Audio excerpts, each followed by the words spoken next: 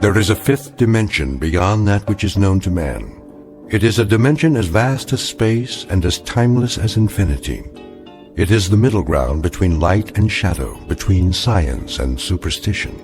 It lies between the pit of man's fears and the summit of his knowledge. This is the dimension of imagination.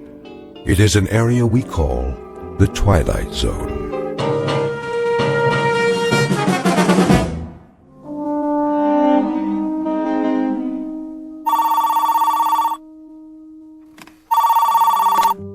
Yes. Sloan?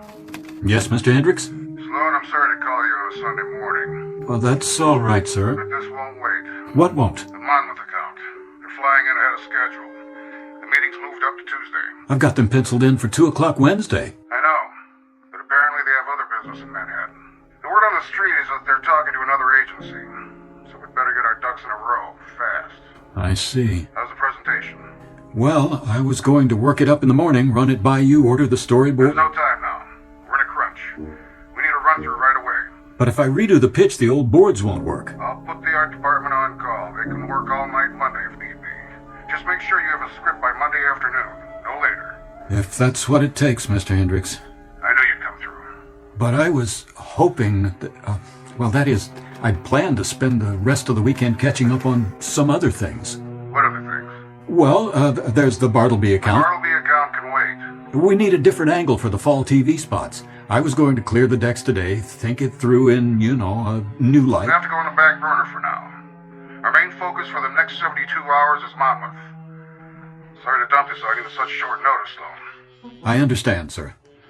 Guess I'll just have to burn the midnight oils again. I'm counting on you, Martin. I know you are, sir. See you in the morning. In the morning. 24 hours. But not today. Not this afternoon.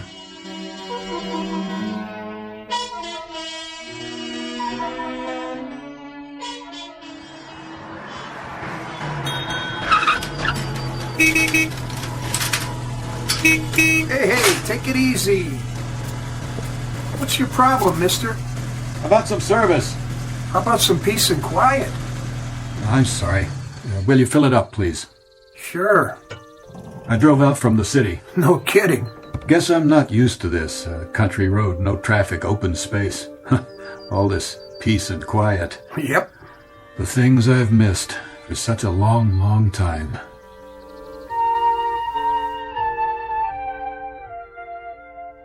The driver's name is Martin Sloan, age 36.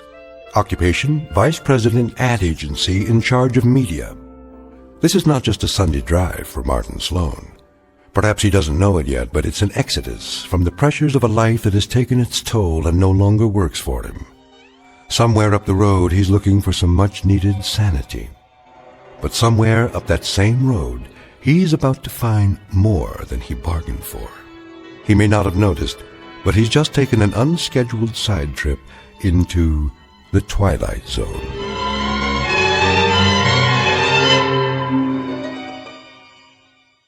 And now, The Twilight Zone and our story, Walking Distance, starring Chelsea Ross, with Stacy Keach as your narrator. That's a sweet little sports car you got there. I suppose. One of the rewards. Could you take care of it for me? Take care of it how? Oh, I was thinking a lube and an oil change. Oil's fine. I checked under the hood. Looks good to me. You can do it, can't you? Oil change and a lube job? Sure. If you have the time. Today? No business on Sunday. I don't mind waiting. Well, this car don't really need it, I'd say, but Please. take about an hour. I'm in no hurry. Okay, if that's what you want. Not much to do around here in the meantime, though. That's all right. I'm off the clock. You know, this road looks familiar. Is that Homewood up ahead? Just like the sign says. How far? Mile and a quarter. I used to live there. Swear I grew up, as a matter of fact. I haven't been back in, it must be 20 years. That's so. More like 25. And then this morning, I got in the car and drove. Guess I reached a point where, I had to get out of the city as far away as possible. You know the feeling? Can't say I do. One more meeting, phone call, presentation, another problem to solve. I'd stayed home today, I probably would have jumped out of a window. Oh, don't want to do that. Sometimes you feel like you don't have much choice, so you get behind the wheel and head for Homewood, I guess. Walking distance, is it? Maybe a mile and a half. That's walking distance.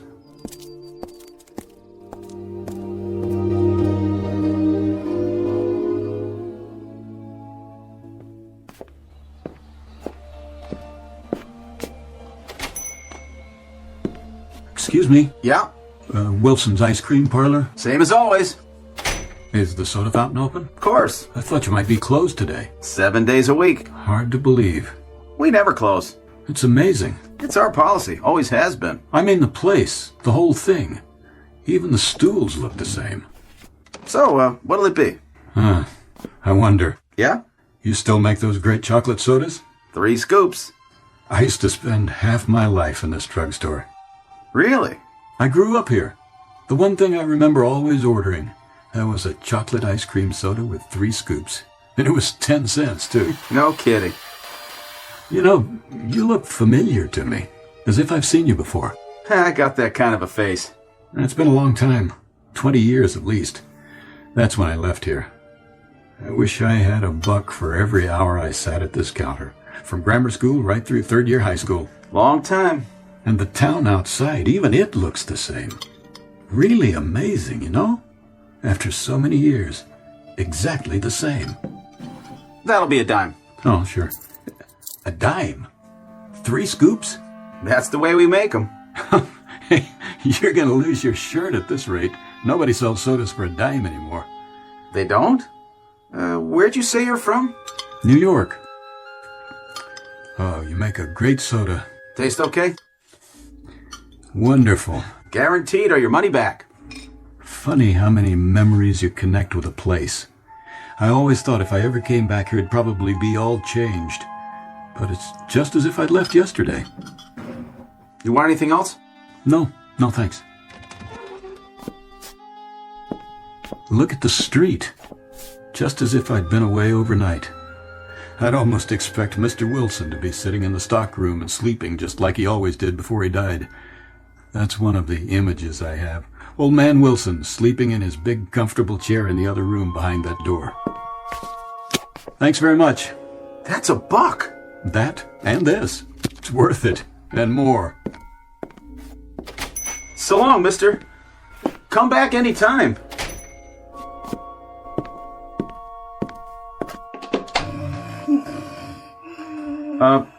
Mr. Wilson?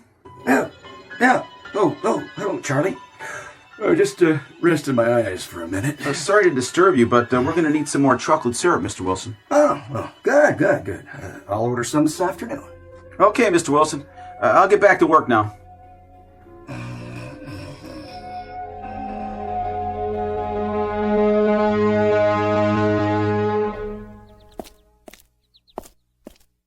My God, nothing's changed.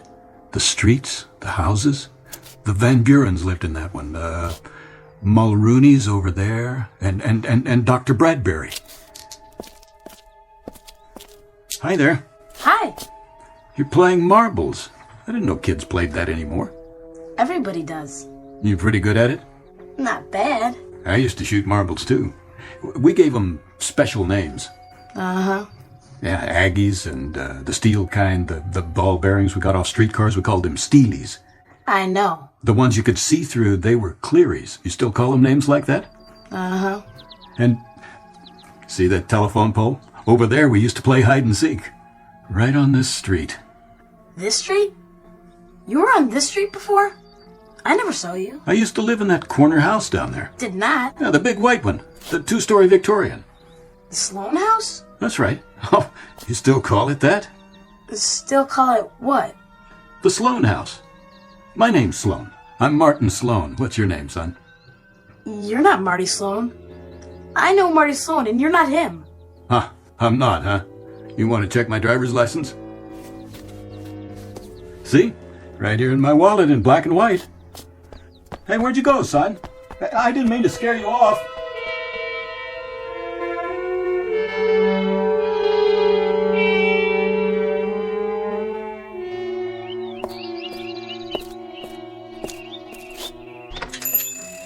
Hello.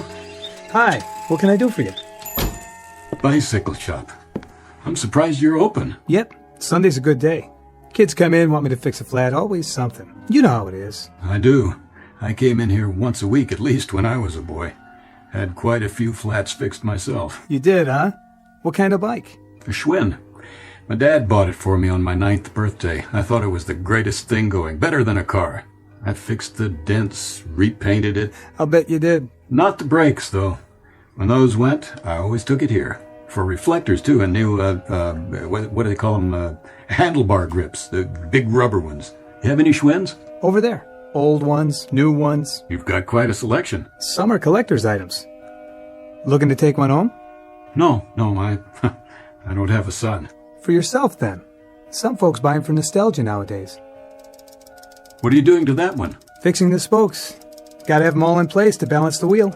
You know, I haven't thought of that in years. What's that? Why, I used to take cards, ordinary playing cards, and clip one to the front wheel with a clothespin. Yep.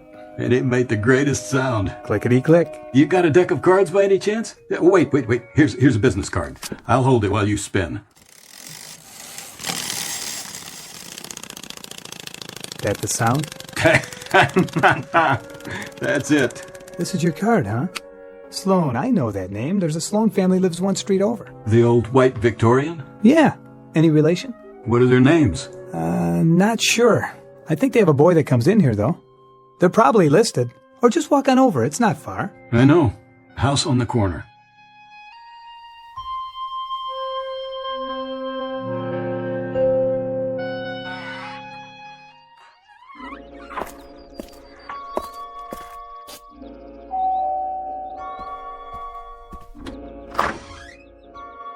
Yes? Dad. Who did you want to see? Dad, it is you. Who is it, Robert? And Mom. Is that Mom? Who are you? What do you want here? Why are you both here? How can you be? It's impossible. Who is it? What do you want, young man? Mom, don't you know me? Who? It's Martin. Martin? What in the world? He's a lunatic or something. Close the door. Wait a moment, Mom. You mustn't be frightened of me. This is Martin. I grew up here. What's the matter with you both? Don't you know your own son? That's enough. You've upset my wife. Don't lock me out. Please, look at me. And don't come back. Mom? Dad?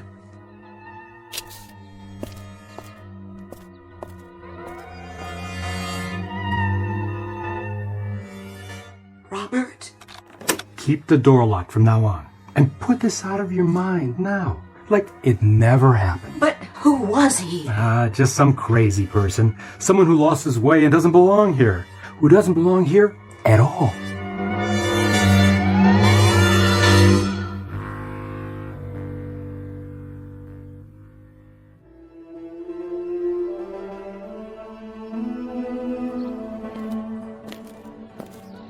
Get your cotton candy here. Ice cream for the kids. Hello there. Hello.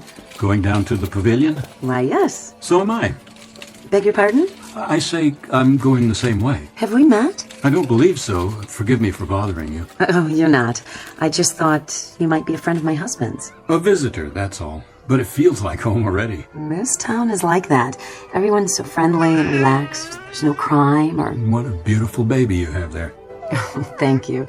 She's my pride and joy. She must enjoy these walks on a lovely Sunday afternoon like this. Well, she can't walk yet, but with a carriage, well, we can both enjoy it.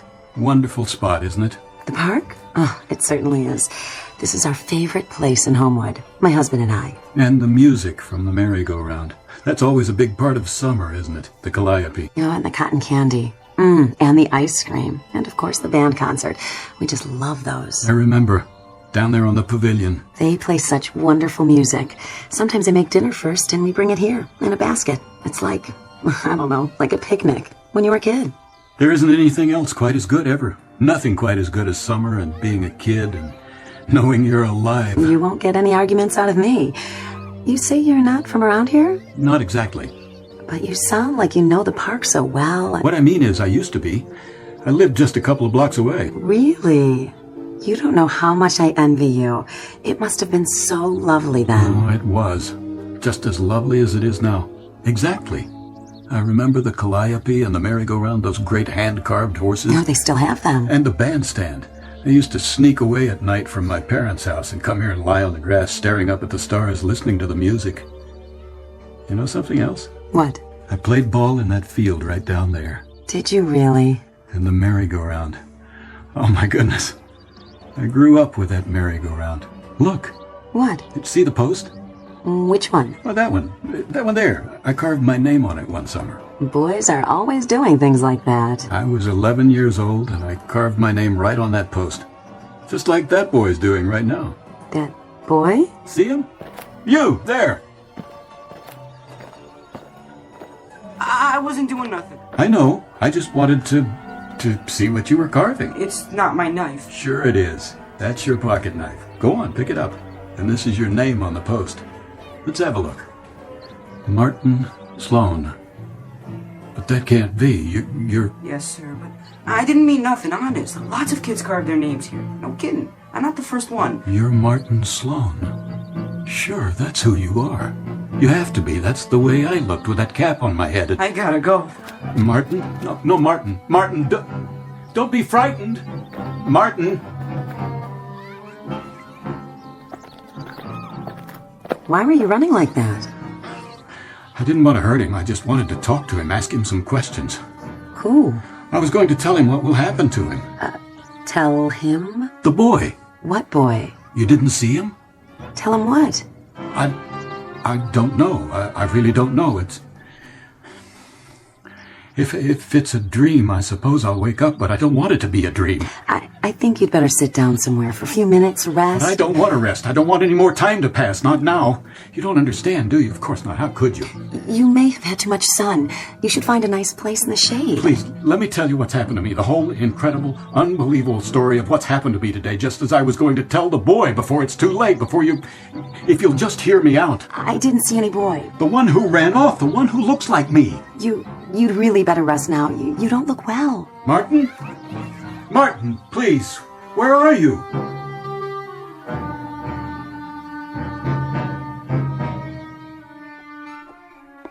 Robert, what are you doing sitting out here on the porch? Just thinking, dear. Of what? I don't know. Nothing much. Shall I sit with you? If you'd like. Let me clear away the dinner dishes. There's another piece of pie left. Maybe later. Look at that moon. I think I will join you. Remember how we used to sit in this swing, listening to the wind and the elms as if it were talking just to us, while we made plans? Of course I do. Hurry back. It's been a long time. Yes, it has.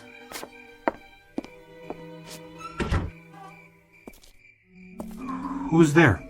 Only me. Oh, so you've come back again.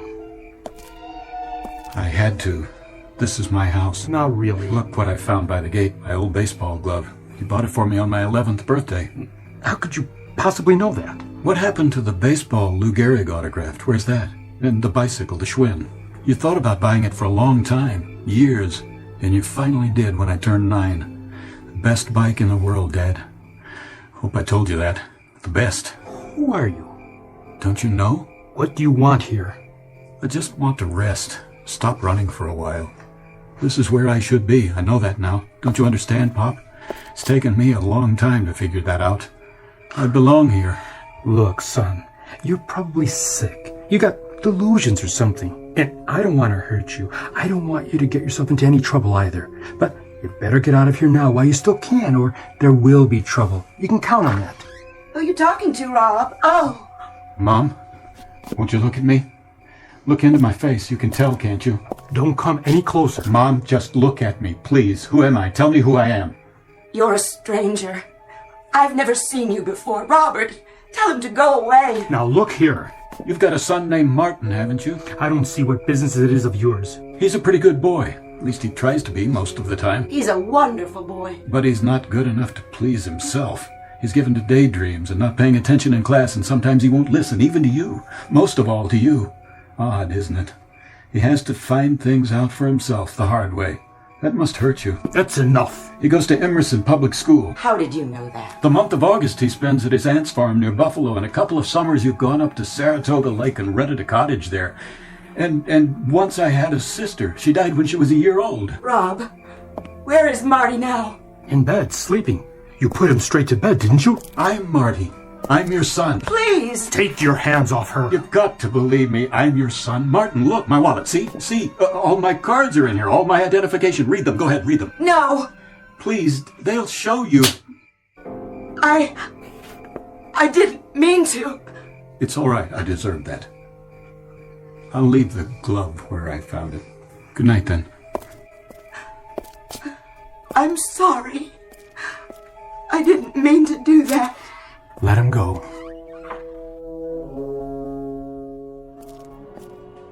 Martin? Martin! Where are you? I've got to talk to you.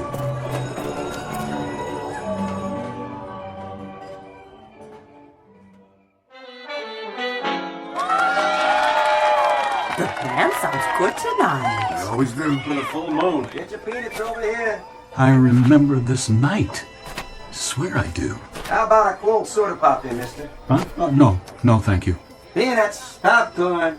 This very same night. It has to be. The band played that song, and then I walked over here by the big tree and lay down and listened to the next tune. Oh, I remember this song like it was yesterday. Hey, what are you doing here? Are you following me? It's you. Of course, that was our favorite song, wasn't it? Mind your own beeswax, okay? No, Martin, wait.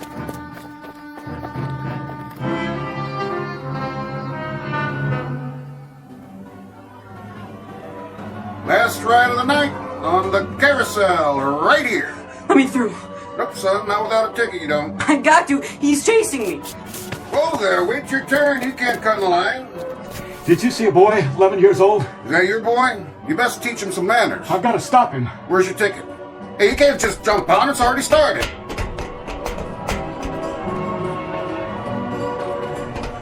Martin, I don't want to hurt you. Leave me alone. I just want to tell you something. Stay away from me. Martin, please, let me talk to you. About what? You got nothing to tell me. It's important, I swear. It's the most important thing I know. Get back. Marty, please, don't jump off. Don't. That boy, he's falling. No. Marty!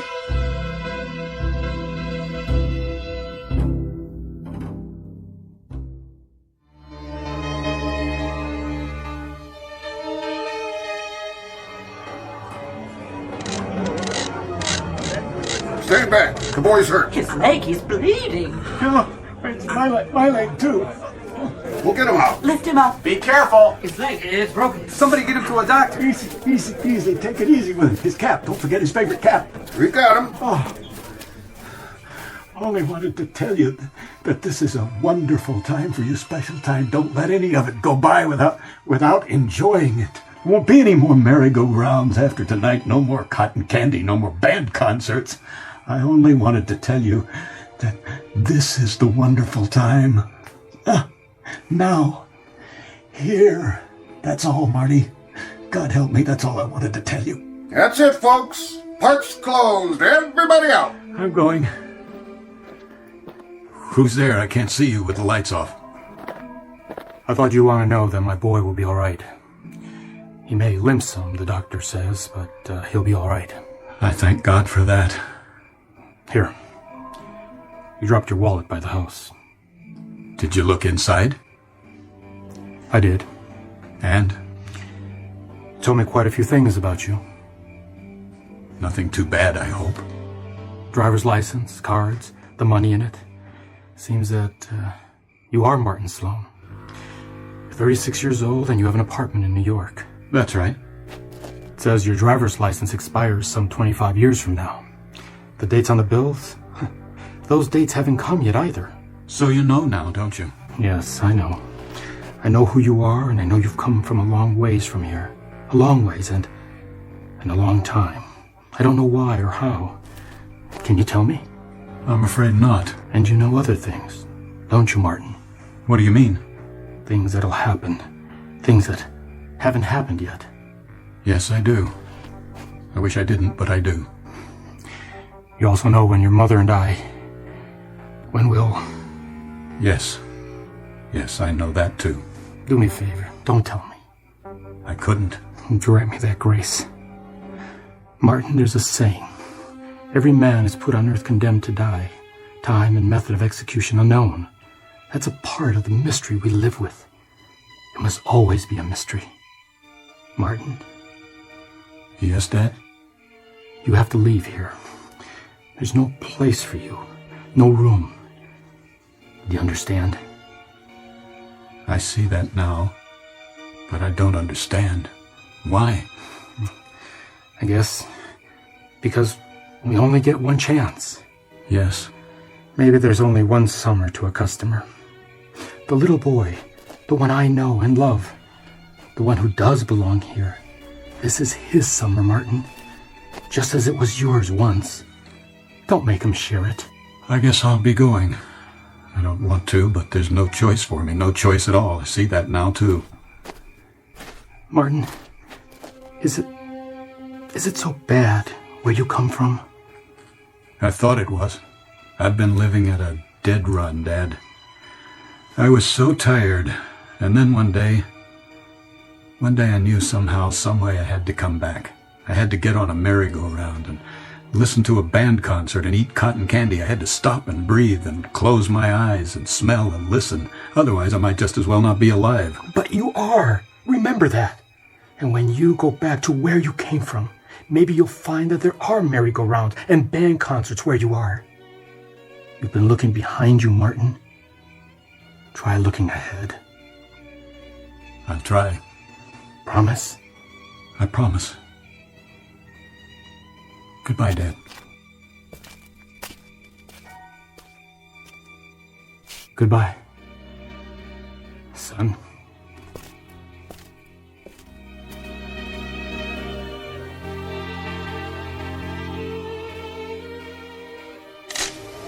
What? Oh. Well, maybe one more ride to last me. If I can get this bum leg to work.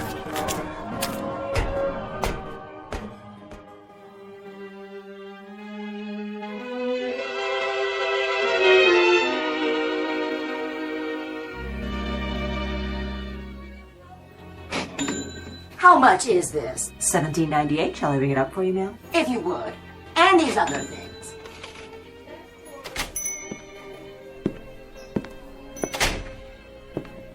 Afternoon, sir. May I help you? Is this Wilson's? Wilson's Drugstore, yes. And the soda fountain? Over there in back. Thank you, miss. Hi, something for you? What happened to Charlie? Charlie? I don't know any Charlie. He used to work here. I'm the only one who works here now. Do you make chocolate sodas? Sure do. How many scoops? As many as you want. 3? 3 will cost you extra. 50 cents. A whole 50 cents, huh? You got a deal. Coming right up. How's old Mr. Wilson? Who? Used to own this place. That was his office in the back room behind that door. Oh, he died. Long time ago. Must be 15... No, more like 20 years now. Before they remodeled the place. Oh, I didn't know. What kind of ice cream you want? Sorry? We got 15 flavors. I've changed my mind about the soda. That's okay. Oh, these stools weren't made for bum legs, were they? Guess not. Need any help? No, thank you. I can walk just fine once I get on my feet. Get that in the war? No, as a matter of fact, I got it falling off a merry-go-round when I was a kid. Freak thing. Fell into the machinery. A merry-go-round? Over in the park. Oh, yeah. They tore that down a few years ago. Condemned it. Little late, I guess. How's that? Little late for you, I mean. Very late. Very late for me. I gotta be going. Well, come back. I don't think I'll be coming this way again. Take care, then. That I will. From now on.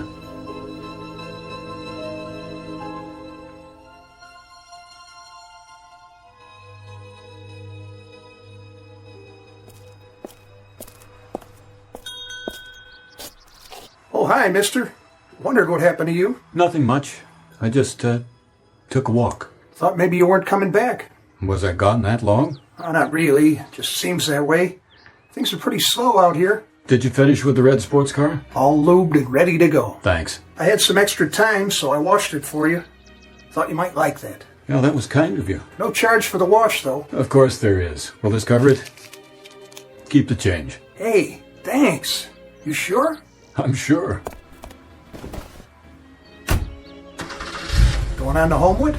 Not this time. Too bad. It's a nice place. I know, but I've got things to do. In New York. Maybe some other time. Yeah, some other time.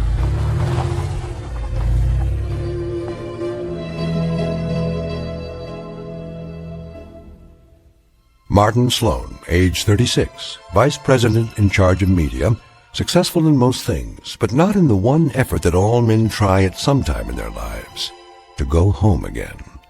And as with all men, perhaps there'll be an occasion, a summer night sometime, when he'll look up from what he's doing and listen to the distant music of a calliope, and hear the voices and the laughter of the people and the places of his past. And perhaps across his mind there'll flit a little errant wish that a man might not have to become old and outgrow the parks and merry-go-rounds of his youth. And he'll smile then, too, because he'll know it is, after all, just an errant wish. Some wisp of memory, not too important, really. Some laughing ghosts that'll cross a man's mind that are a part of the Twilight Zone.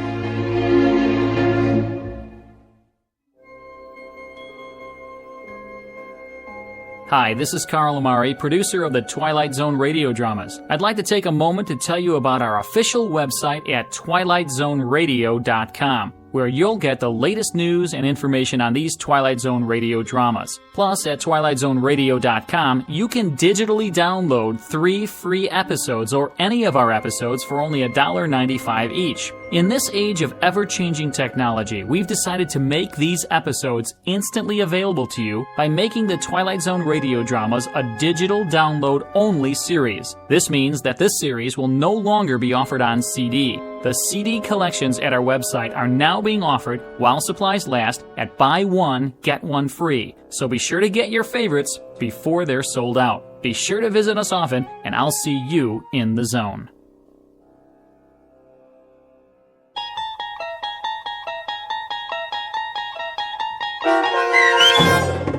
Walking Distance, starring Chelsea Ross, with Stacy Keach as your narrator, was written for The Twilight Zone by Rod Serling and adapted for radio by Dennis Etchison. Heard in the cast were Turk Muller, Rick Komanek, Jeff Lupetin, Doug James, Adam Tangway, Tony Castillo, Linda Ryder, Lynn Foley, Bruce Grossman, Laura Russell, Mike Algedeff, and Peggy Roeder. To learn more about the Twilight Zone radio dramas and to obtain audio cassettes and CDs of these programs, visit our website at twilightzoneradio.com. This copyrighted radio series is produced and directed by Carl Amari and Roger Wolski for Falcon Picture Group. Doug James speaking.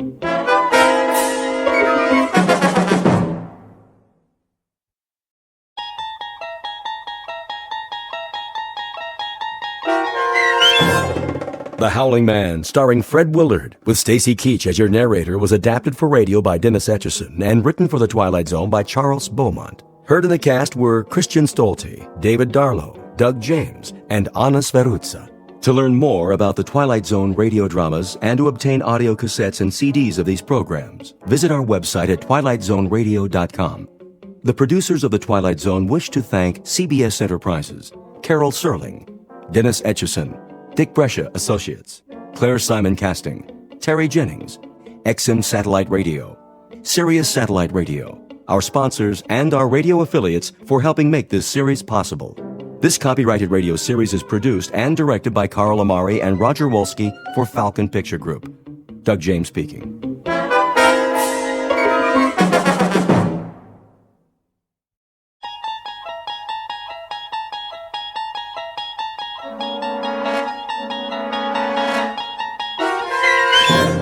You're traveling through another dimension. A dimension not only of sight and sound, but of mind. A journey into a wondrous land whose boundaries are those of imagination. Your next stop, the Twilight Zone.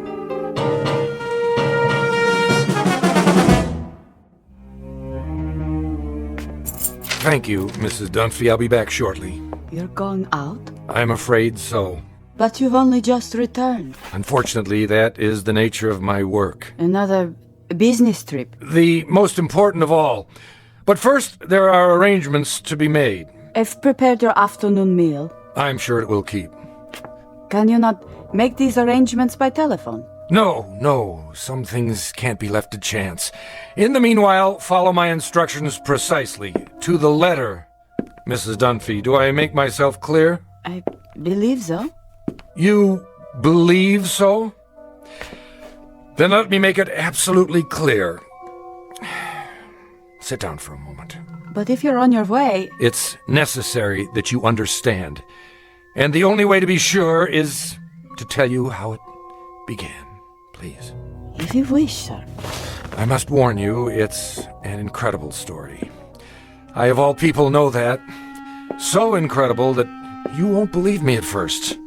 But I'm going to tell you everything. Then you will believe.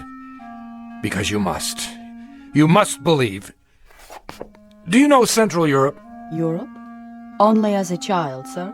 It started there many years ago, after the First World War. I was on a walking tour of France, Belgium, and Germany. I decided to travel alone with only a small pack. The confidence of youth. Germany was magical then, a place of valleys and mountains and swift, dark rivers. There was nowhere else like it, a fertile land where everything grew tall and straight out of the earth. I was struck by the richness of the soil, the verdancy of the hills. Stepping across the border from Belgium, where the mustachioed guards saluted like tin soldiers, I entered a different world. Everywhere I looked, a swelling green ocean. On the farthest hills, tall, ancient buildings of stone.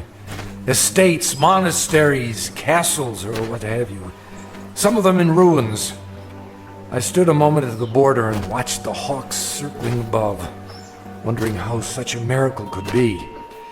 It was as if I had passed through an invisible door from a musty room into a magical kingdom of winds and light. But so much can change in an afternoon. By nightfall, clouds filled the sky and the storm moved in to darken the landscape. The nearest village was miles away.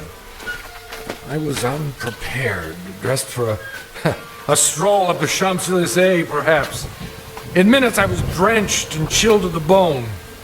Then I saw it, a medieval castle, bombed almost to ruins, sitting like a broken fingernail atop Schwarzhof Mountain.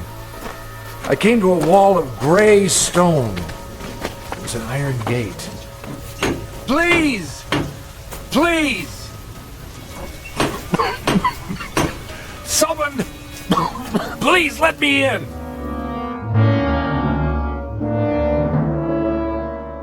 A story told years ago by a man who recalled it from his youth. Fortunately, or perhaps unfortunately, he was never able to put it out of his mind. It begins with a wayfaring traveler. His name is David Ellington, scholar, seeker of truth, and to his dismay, a finder of truth. A man approaching exhaustion, who will confront a problem that has haunted the world since the beginning of time.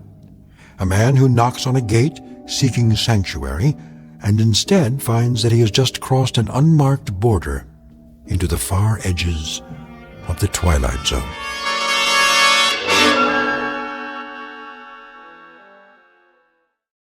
And now, The Twilight Zone and our story, The Howling Man, starring Fred Willard, with Stacy Keach as your narrator. I found a rope by the gate and pulled it. Please! Someone! Yes? What is it? Let me in! I'm sorry. You don't understand. I'm traveling on foot. We don't allow visitors. I'm not a visitor! What is this place? It's called the Hermitage. And I'm a stranger caught in the storm. Your robe, the cross around your neck. You're a man of God. I'm lost. Don't you understand? Lost. Very well. Follow me. Thank you, brother. You're ill. I'll be all right. Once I dry out. This way. What are these rooms? A barred window in each door. They look like, well, cells. All are empty now. I see, but what were they? Wait here. What for? I'll speak to Brother Jerome. Who?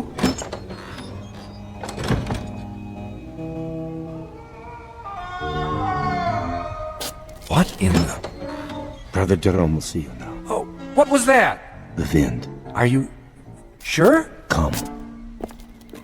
The room had almost no furnishings. A straw pallet, a rude desk and chair, some books and religious oddments, very stark. The abbot himself was a fierce El Greco painting of a man, stooped and withered, but strong in every part of him. Like the monk who came to the gate, he wore a shepherd's cloak and carried a crooked staff. Why have you come here? My name is David Ellington. I got lost in the storm. Then I saw a lantern in the window. And what is it you want of us? Want? Only a little shelter, some food. We cannot help you here. You will have to leave. You call that a Christian attitude? Now, Mr. Ellington. Oh, for the love of... All right, if that's the way you want it. Sorry to have troubled you. Give me a minute. I'll be out of here in... Brother Christophorus. Yes? Carry him out of here. At once. Right away.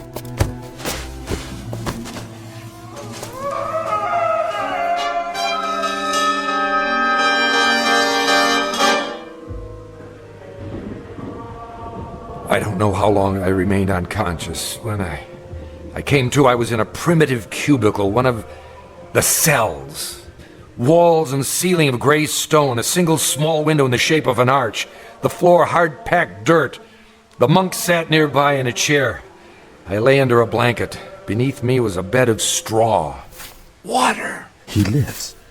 God's infinite mercy. How long have I been here? 9 days, my son. 9 days?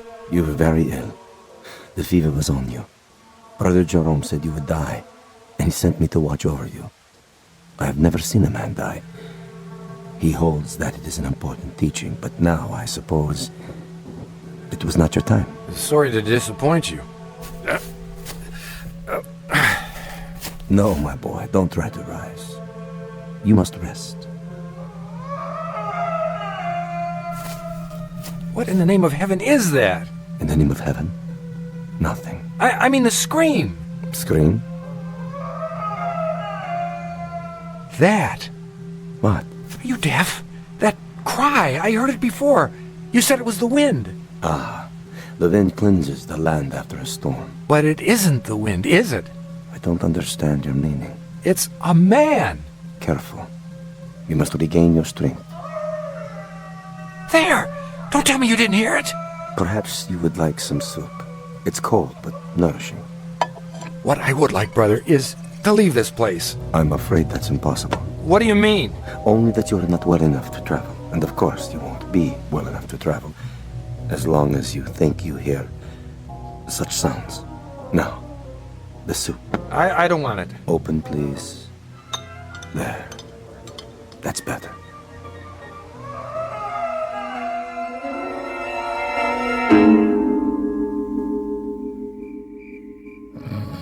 Over the next few hours, my strength did return, or at least some of it.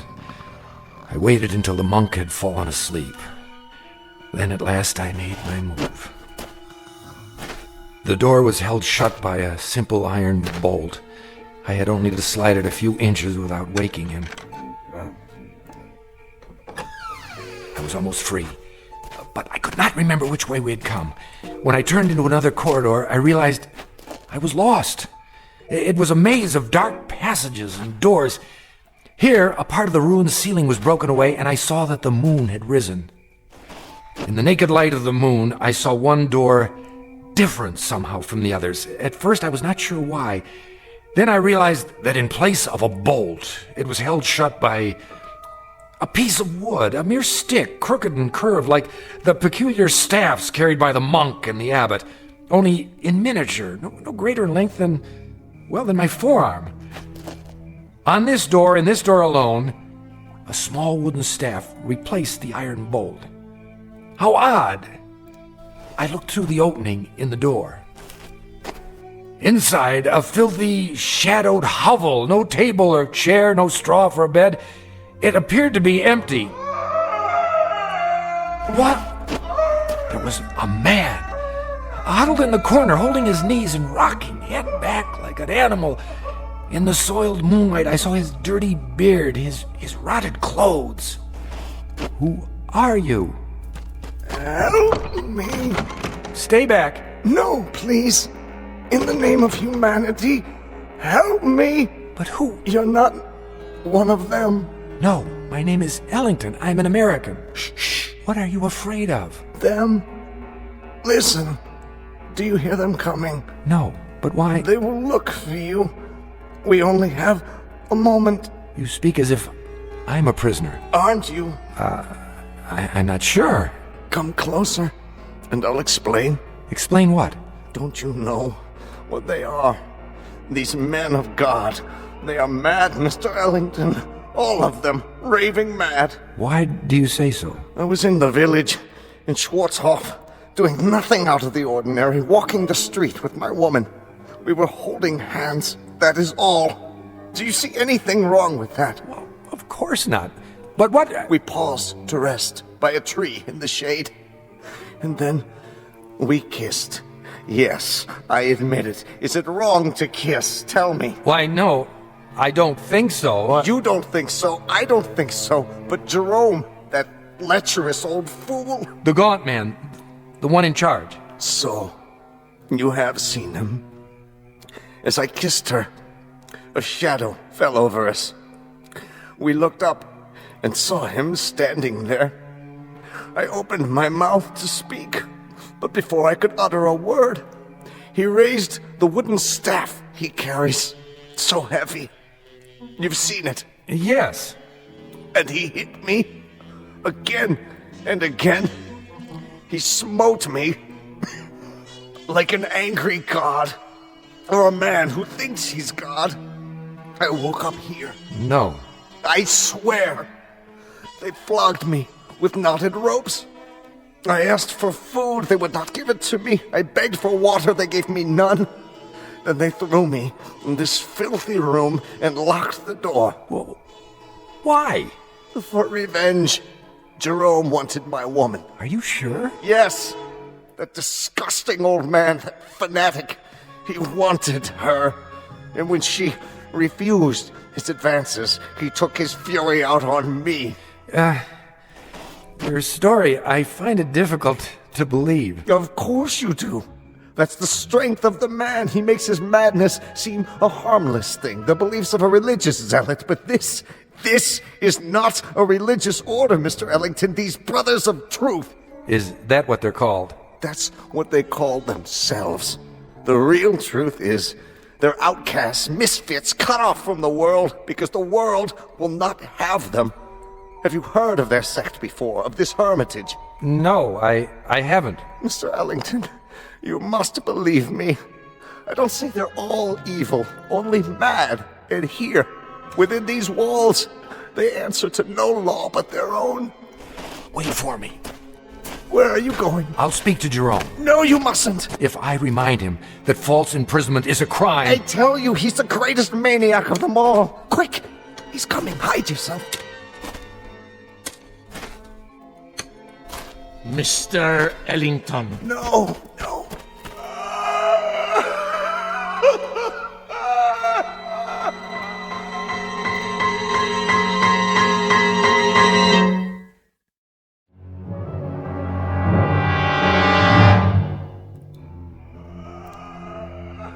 Brother Jerome?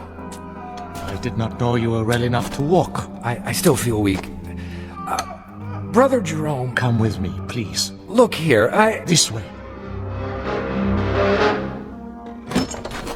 Where were you going? I was looking for you. It was unwise for you to wander on your own. The corridors can be treacherous. Oh, can they? In what way? The building is very old. One might trip and fall without a torch. Or go where one is not meant to go, is that it? See something perhaps that you're ashamed of? I do not know to what you refer. Don't you? Oh, then you don't know the grounds very well. I saw something just now that violates the law of this country and of humanity. I must ask you. And I must ask you, Mr. Ellington, to leave the hermitage at once. We lack proper facilities to care for the ill. You certainly do. Arrangements can be made in Schwarzhof. Just a minute. No, not a minute. Not an extra second, Mr. Ellington. Now. I thought you were concerned about my health. I am. But now you want me gone regardless. Why? I have explained that. You've explained nothing. Based on what I've seen, I question your motives. I question your entire operation here. You are making assumptions. I certainly am. Now, look, no one invited me to come here. I realize that. I arrived unexpectedly, and you're not prepared for visitors. But I had no choice. And there is no excuse for your behavior. I suppose it was only a matter of time before you brought out the knotted ropes so that you could flail me or whatever it is you do for amusement. My son. I'm not your son! There are many things you don't understand. That's right, I don't. So begin with this one. Tell me, why are you in such a hurry for me to leave? What more are you afraid I'll find out? More? Besides the man you've got locked up in that cell. What man is that, Mr. Ellington? The one we just left. The one who's been screaming his head off. I am not sure what you're talking about. That's it, isn't it, brother? Or is he only one of many? Well, it isn't a secret anymore. I know. And what do you think you know? The chair. Sit. You are still weak. Brother Jerome, I know very little about this cult of yours, what's permitted within these walls, but I doubt very seriously that you can imprison a man against his will. That is quite true. We have no such authority. Then why have you done it? No man has ever been imprisoned at the Hermitage, Mr. Ellington. He claims otherwise. Who claims otherwise? Who do you think? The man in the cell at the end of the corridor. There is no man in the cell at the end of the corridor. I was talking with him. You are talking with no man. And you think I'm hallucinating? Mr. Ellington, you are ill. You still have a fever. In such a state, delirium may cause one to see and hear things that do not exist. Do you mean to tell me you don't hear that? Hear what? Look at me. Dreams can seem very real. And honest men make unconvincing liars. The brother who's been caring for me. Brother Christophorus? Yes. He has a way of looking at the floor when he tells me I'm imagining things. You look at me, but your voice loses its command. More imaginings. I don't know why, but you're both very intent on keeping me away from the truth. What do you know of the truth? Which is not only poor Christianity, Brother Jerome, it's poor psychology, because now I'm very curious indeed. Curiosity is a dangerous thing. Oh, I was taught it's a sign of intelligence. There are some things best left alone. Like sleeping dogs, a nest of snakes. I'll uncover the facts eventually, you know. Meaning what? Just what I say. I imagine the local police will be interested to learn that you're keeping a man locked up here. I tell you, there is no man. All right, let's forget it. I'll deal with it in my own way. And what way is that? However I see fit. It's no concern of yours now. Oh, and I apologize for not dying. Maybe some other time, brother. Mr. Ellington. A last word? Bon voyage? Don't bother yourself. I'll make it to the village with no further delay, I assure you. Mr. Ellington, the prisoner in the cell, it's a delicate matter. Ah! So you admit it? A terrible thing. He's violent, dangerous, more dangerous than you know. We are obliged to lock him in the cell. I'm sure you can understand. I understand that you're still lying to me. Goodbye, Brother Jerome. Would you really go to the police? If you were in my place, wouldn't you? Very well. Close the door, Mr. Ellington. I have told you the truth, but only a part. Now I see that I must tell you the whole of it. May God forgive me. Then you do hear it. As I have heard it every hour of every day, for 5 long years. Why did you lie? I didn't. Oh, but I think you did. Now the skies darken. The storm returns. I should have known. When I told you that no man screamed in the Abbey, I spoke the truth. It is not a man, you see, Mr. Ellington. It is the devil himself. You're joking with me, aren't you? No, Mr. Ellington, I am not. Would that I were. It would be so much easier. But the prisoner in the cell, our only prisoner, is in fact Satan. Oh, come now. Otherwise known as the fallen angel, Ahriman, Asmodeus, Belial, Diabolus, the devil made manifest. You asked for the truth. Now you have it. Do you believe? What? Oh, sure. Now it is you who are lying, Mr. Ellington. You don't believe me at all. To the contrary, you're even more certain of what you've suspected all along, that I am mad. Well, sit down. I will tell you a story. And then we'll see how certain you are of my madness or of anything else. Drink. What did you say? Some brandy. For thy stomach and thy infirmities. No, thank you. Don't worry. It's not poison. A very old vintage. I'll drink with you. What is it you wanted to tell me? I presume, Mr. Ellington, that you consider yourself sophisticated, a worldly man. Why do you say that? You're young, rich by your clothes, and reasonably well educated. Harvard? Yale. Exactly. Having a last fling before settling into the family business. How did you... You are an open book, printed in very large type, with pictures. Of course, you consider us primitive, because we're living in seclusion away from the real world. To you, we're misfits. Please, I know all the theories. I assure you, brother... No, Mr. Ellington, it is I who am assuring you that I am not the ignorant fanatic I might seem. I coped with your world for 40 years before I left it, and rather successfully by your standards. The best schools, a degree in philosophy, a job that took me to all the corners of the earth. This beard and this staff and this face represent nothing but a different point of view. If you understand that, then perhaps you will listen to what I have to say with an open mind.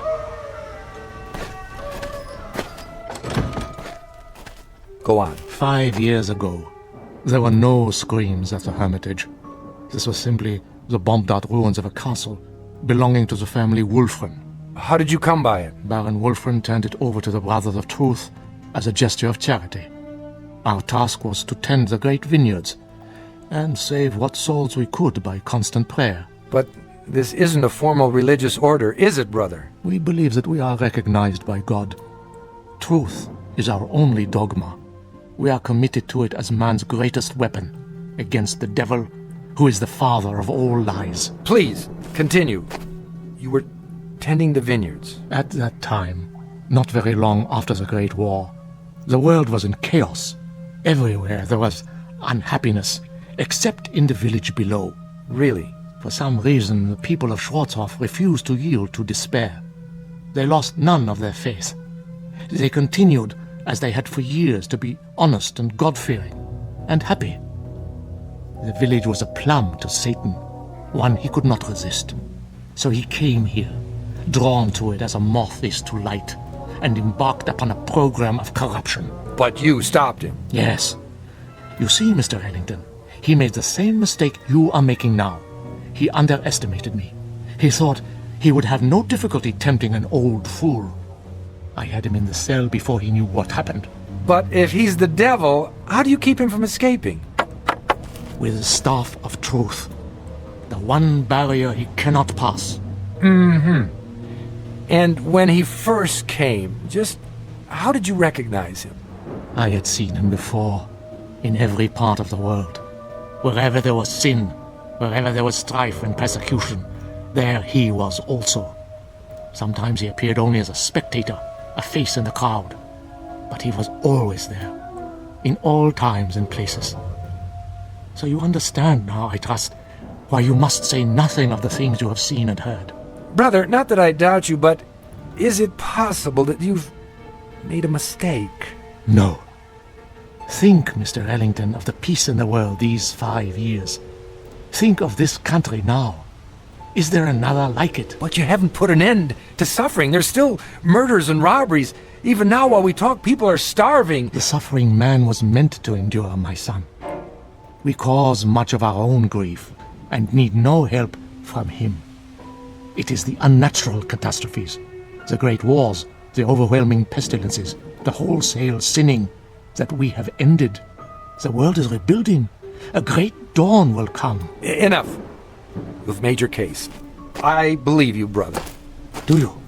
Truly? I admit I was doubtful at first, but you've convinced me. Absolutely. I promise to keep your secret. Good. Tomorrow, if you feel well enough, you may leave. For now, let the storm pass over. Brother Christophorus will look after you. If you would, go directly to your room. I will. Good night, brother, and thank you. I was glad our conversation was over. It was clear that he was quite mad. I thought of his wild beard, his eyes in the flickering candlelight, and I was relieved to be away from him. The devil, indeed. But the storm had returned, and I was not yet fully recovered. I would pass one more night in this place. What, I wondered, should I do before morning comes?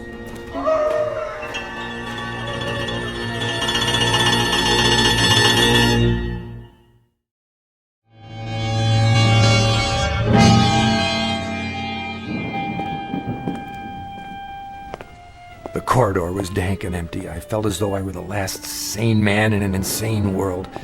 What Brother Jerome had told me was utter nonsense, the product of a deranged mind. But his belief, his faith, as he called it, was heavy in the air, infecting the very stones. To bring it down would require outside help, but perhaps I could start that very night with an act of pure, unselfish humanity. Psst! Are you in there? Where else would I be? I thought you weren't coming back. I had a meeting with Brother Jerome. What did he say? He lied to you, didn't he? He said that you're... Go on. What? The devil. The devil. Oh, that's good. That's wonderful. What a dream for an old man. Himself a devil. To catch Satan and lock him away in this God-forsaken place. You don't believe him, do you? Of course not. Then help me. If I let you out now, while they're awake, they may catch you before you leave the grounds. There's always the possibility. But another hour here, you don't know what it's like. Look here, why don't I just go and get the authorities? When? As soon as morning comes. I'll find the path to the village and... No! It would be my death warrant. The authorities will return and find nothing. Who knows what will have happened to me by then? Jerome is mad, but he's shrewd, too. He won't leave any evidence behind. Then, what can we do? You must let me out now. There doesn't seem to be a lock on your cell, only this small shepherd's staff. You could almost reach through the bars and remove it yourself. I've tried. It's wedged in such a way that I can't get my fingers around it. Here, I think I can get it. Quickly. Wait. Brother Christophorus. There you are. Brother Jerome was fearful. You might lose your way. No, nothing of the kind. Come along.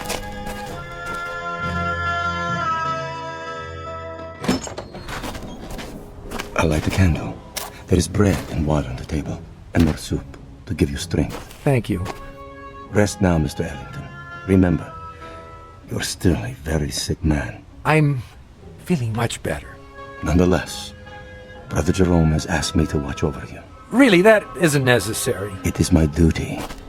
The chair is sturdy, and the candle is fresh. Wait a minute.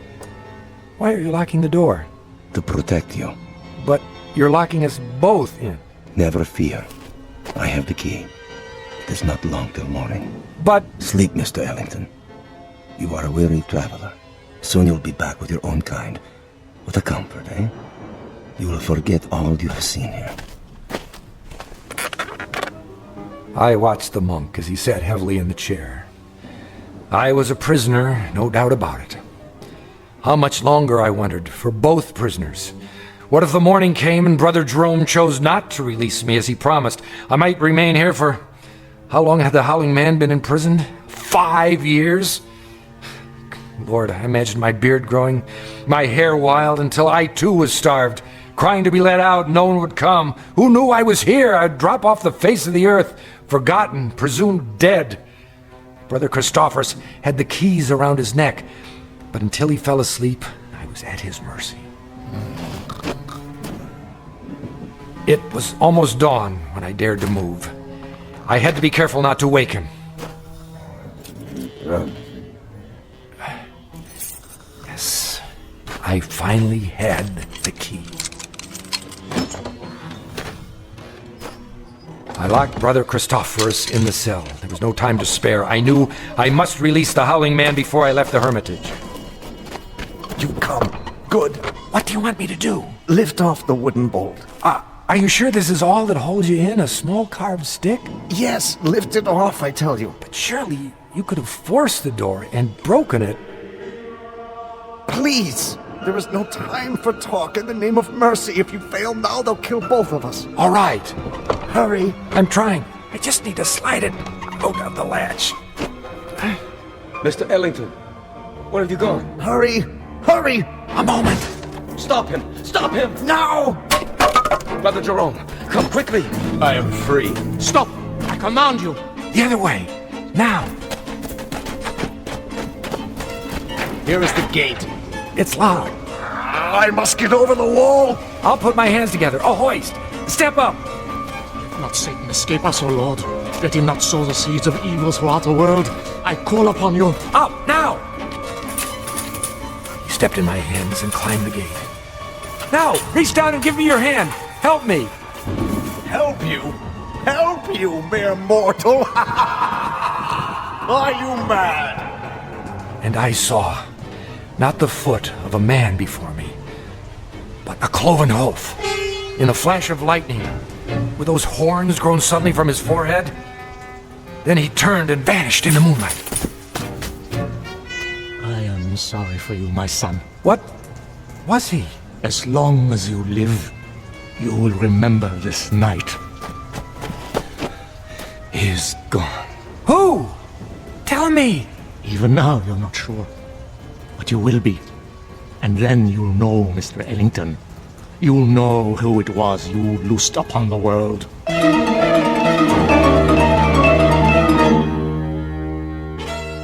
The monks were mad, I thought. Or the Howling Man was mad. Or I was, or the whole world. But Brother Jerome was correct. I could not forget. And when the pictures of the carpenter from Bramau Alm Inn appeared in the papers, I grew uneasy, for I felt I'd seen this man before. And when the carpenter invaded Poland, I was sure. And when the world was plunged into war and cities had their entrails blown asunder, and that pleasant land I had visited became a place of hate and death, I decided to spend the rest of my life tracking down the one I had released. Each night I dreamed of it, Mrs. Dunphy, and I kept dreaming through all the wars since, until this week. It took years, decades, but eventually I found him. And so the nightmare is finally over. Again. I see. And now, Mrs. Dunphy, I'm going to see about a chartered plane to have him transported back to Germany. Brother Christophorus is in charge now. I have already written him. He will be very relieved.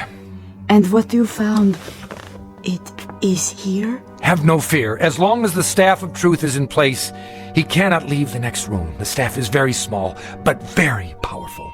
So you see why you must not, under any circumstances, go near that door. Nothing in the world is more important. Do you understand? I believe so. Oh, he'll do a bit of howling, but never mind that. It's a trick. I'll return as soon as possible. Until then, keep that door locked. Yes, sir. Oh my, such stories. Come here. Please. You must listen. He is insane. Let me out, I beg you. Let me out. Who's there? Behind that door. Are you all right? Sir? Sir, can you hear me? The little piece of wood, the staff. Remove it, please. I don't know if I should. Please, take it off the door. I implore you, please. Please.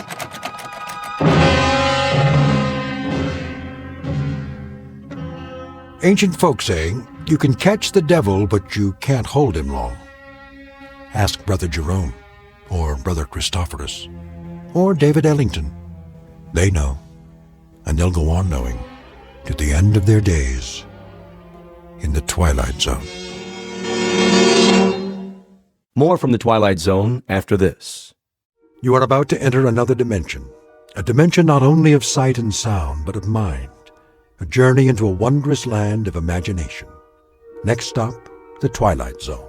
Hi, this is Stacy Keach. I'd like to take a moment to tell you about our Twilight Zone website at twilightzoneradio.com. At twilightzoneradio.com, you'll find the latest information on these Twilight Zone radio dramas, including behind-the-scenes photographs, plus the newest product releases, trivia contests, ways to contact us, other Twilight Zone-related info and merchandise, plus links to other fascinating websites. So make your next stop twilightzoneradio.com. Visit twilightzoneradio.com to purchase these Twilight Zone radio dramas on cassette and CD, or call toll-free 1-866-989-ZONE. That's 1-866-989-9663.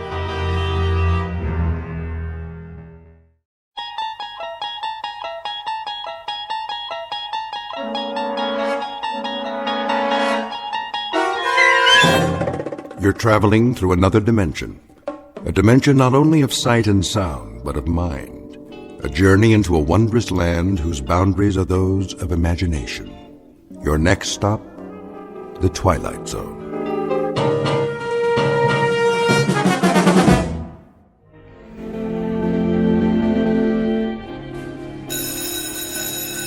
There's the bell. We're gonna be late. Aw, so what? Last day before vacation. Yeah, but Fowler doesn't care. He'll mark us absent. Weird old guy, huh? Yeah. How did you do on the test? Me? I aced it. You did? Nah. Did you study? Well, I read all the pages, but I don't know. I don't get this poetry stuff. Why can't they just say what they mean? All right, class, let's begin. I trust you've brought your books and that you have read the assignment. What's that? I can't hear you. Good, that's good. Now then, we've studied a number of poets this term, their themes and their methods, and we've analyzed their works, at least a sampling as time would allow. Is that correct? Today, I thought I'd talk about one of them, Alfred Edward Houseman. I'm sure you'll recall the name. Born what year? Mr. Graham? What year, sir? Precisely the question. Well, sometime in the last century, I think? Close, Mr. Graham, closer than usual. Mr. Graham's career is laid out for him. After the varsity football team, he will be a second assistant in the information booth at Grand Central Station.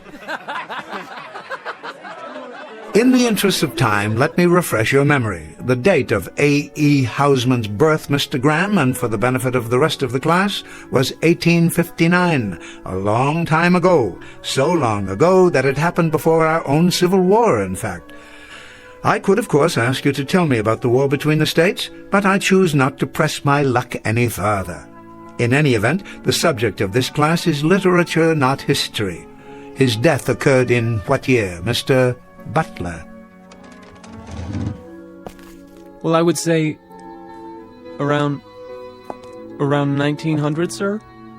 Upon my word, young Mr. Butler, it seems that you and Mr. Graham are kindred spirits. You are both masters of inexactitude. So allow me to enlighten you. Alfred Edward Houseman died in the year 1936, but we are concerned here with his achievements rather than the circumstances of his death. And perhaps his best-known work was A Shropshire Lad, which of course you know well by now, since it was part of your latest assignment. Nevertheless, I thought I might take it upon myself to read just a bit of it aloud. When I was 21, I heard a wise man say, "Give crowns and pounds and guineas, but not your heart away. Give pearls away and rubies, but keep your fancy free." But I was 21, no use to talk to me. The heart out of the bosom was never given in vain. 'Tis paid with sighs of plenty and sold for endless rue. And I am 22, and oh, 'tis true, 'tis true. This being the last afternoon of the semester, and this also being just 3 days before the Christmas holidays, I thought it might behoove me to show at least a minute degree of compassion and let you out early. I might add here that while your final exam papers are not ready to be returned, you have all, amazingly enough, passed. My delight is surpassed only by my sense of shock. It is rare, young men, that in some 51 years of teaching I have ever encountered such a class of dunderheads. But nice dunderheads, and potentially fine young men who will no doubt make their marks. And leave their marks. God bless you all, and a Merry Christmas.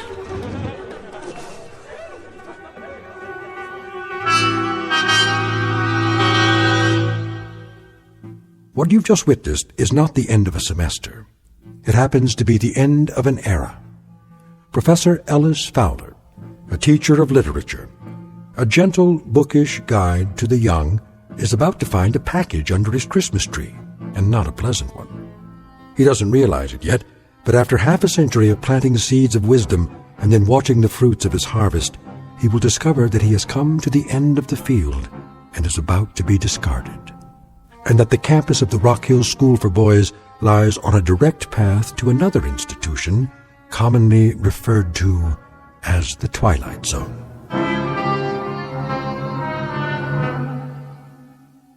And now, The Twilight Zone and our story, The Changing of the Guard, starring Orson Bean, with Stacy Keach as your narrator.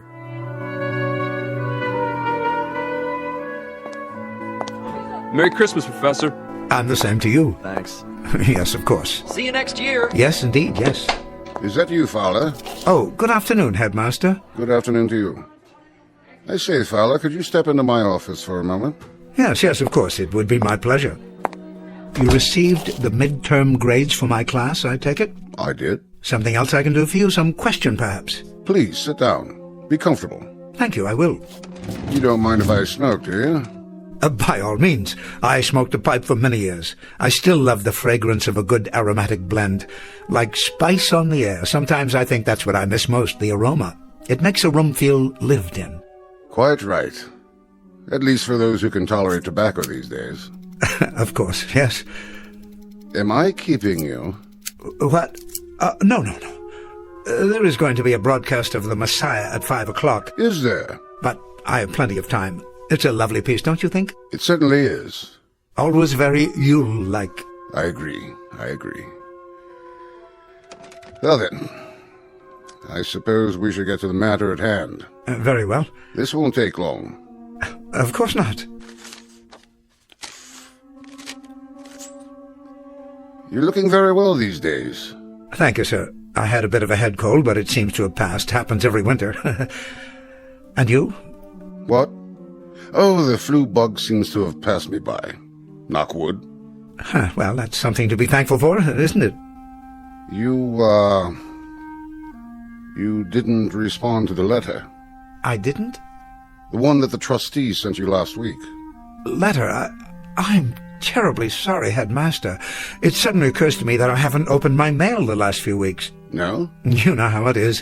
Final exams, grading, preparation for the holiday, that sort of thing. Though I am rather certain I know the contents of this particular letter. And, your reactions, Professor? Well, naturally, I'll go along. Well, I think that's very perspicacious of you, Professor. Then I'll tell the trustees that you received the communication and agreed to it. Now, as to your replacement... I told my housekeeper not a week ago that I should very likely teach in this place until I'm 100 years old. And with great pleasure, I might add. Professor. Did you know, 2 years ago, I actually taught the grandson of one of my earliest students. Can you imagine the satisfaction that gave me? A sense of, I don't know, not completion exactly, but accomplishment, perhaps, in some small measure. I venture to say that I'll live to teach a great-grandson one of these days. Please, if you'll... It was the Reynolds boy. You know him, I'm sure. His father was Damon Reynolds, and his grandfather, a regular rascal of a boy who persisted in calling me Weirdbeard. Didn't know I knew that's what he was calling me. A regular rascal of a boy went into the stock market, made himself a fortune, came back for his 20th reunion, shook my hand and actually said to me, "Professor Fowler, please forgive me for calling you Weirdbeard." Isn't that remarkable? Professor Fowler, you'll forgive me, sir, but I think you'd best read the communication that the trustees sent. Oh, indeed I will, though it's really an odd formality, this contract signing year after year. You can tell them for me, Headmaster, old Fowler won't depart the ship. Oh, no, indeed. He'll stand at the wheel through fair weather and foul, and watch the crews come aboard and then depart, come aboard and depart, as they always have. Professor Fowler, please, hear me out. Yes, was there something else?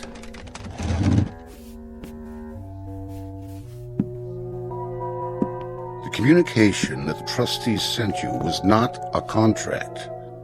Not this time.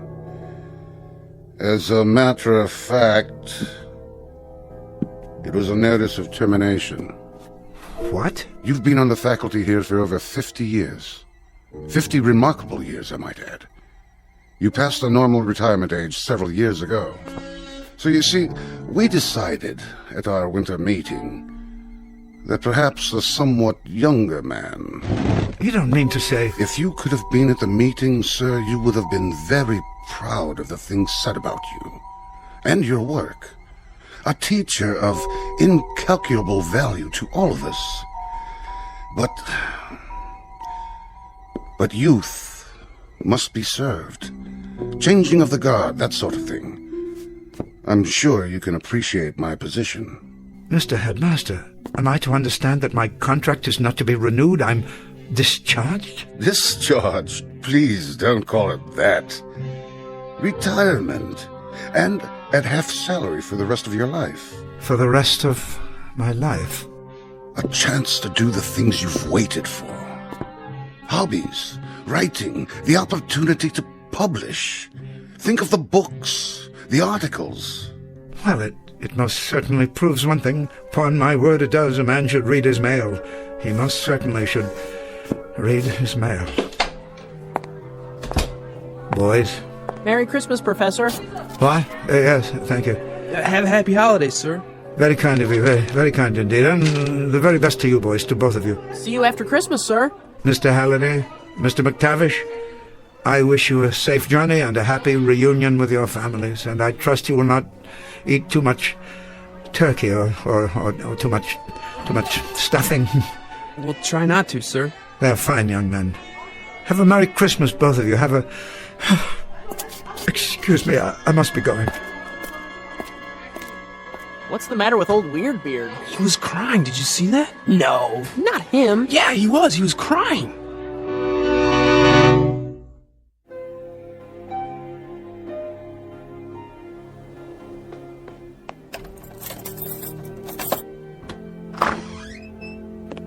Letter. A letter, he says, of all the... Oh, Mr. Fowler, I was worried about you. Huh? It's later than usual. I didn't hear you come in. Oh, that's all right. I had my key. Why have you left the door open? Sorry. Everything all right, Mr. Fowler? Here it is. What, Mrs. Landers, am I all right? I guess that would depend upon the point of view, wouldn't it? If you're a trustee in this institution, anxious to inject new young blood into the faculty, I'm sure you'd think there was nothing wrong at all. What are you talking about? But if you're an old man who has spent the better part of his life inside those walls, those classrooms, then you might be forgiven a degree of consternation. As a matter of fact, everything is not all right. Everything happens to be very wrong. What is it, Professor? What's wrong? See for yourself. Here, I'll read it to you, and So forth, so on, so on. And since it is the policy of the school to ensure our students the most up-to-date educational methods, we think it advisable that you consider this retirement to be a mutually beneficial decision. Please understand the spirit in which this request is made, and understand further that your contributions to Rock Hill School for Boys are a matter of record, as is our appreciation. Oh, my word, Professor, that means... That means, Mrs. Landers, stripped of its sophistry, its subtlety, its effort to break the news gently in so many words, I've been given the sack. But there must be some mistake. None of my boys were here, were they? Your boys? The students. They had a wonderful tradition that went on for many years. On the last afternoon of the winter term, they would gather outside, just there, beyond the window, and sing Christmas carols. I came to expect it after a while. They haven't done that in years, Professor. Not since before the war, as I recall. Of course, I should have remembered. I've become a worshipper of tradition, Mrs. Landers, a worshipper of tradition and a fervent follower of ritual. I know it now. I know it, and I can admit it. I guess that's why this whole thing has taken me by surprise. Can I get you anything? Anything at all? I'm an antique guarding antiques. I am the curator of a museum that houses nothing but some very fragile memories. Professor, you're the finest man. You're absolutely the finest man. And you, Mrs. Landers, have been the most wonderful housekeeper a man could wish for. Now, could you do me one small favor? Anything at all. Could you possibly brew me up a pot of tea? Oh, yes, that's a good idea. Would you mind terribly? Handel's Messiah is on the radio in a few minutes. I'd like to listen to it. I'll bring it right in, sir. Professor? What is it? You'll be all right for a few minutes. Don't be silly. I'm fine. I think I'll sit here and read the rest of my mail until then. It'll be just a moment. I'll be right back. Of course you will. And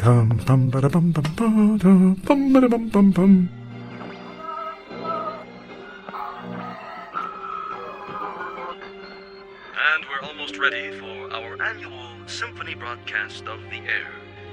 Bringing you these performances, live and uninterrupted, has become a tradition here in the country. Good. Another minute. I'll have an opportunity to prepare.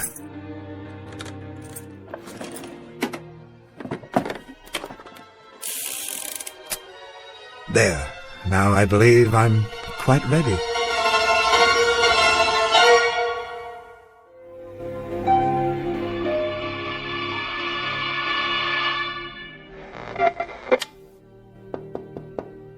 Yes, Mrs. Landers? Come in.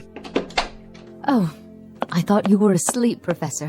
Not at all. I was listening to the performance. Magnificent, as always. Would you care for some more tea? Thank you, no. Well, I'll have dinner ready in a half hour. Why don't you take a little nap? I know I'm being very difficult, but could we put off dinner this evening? I haven't much of an appetite. You've got to eat something, Professor. Perhaps later. I could keep it warm for you.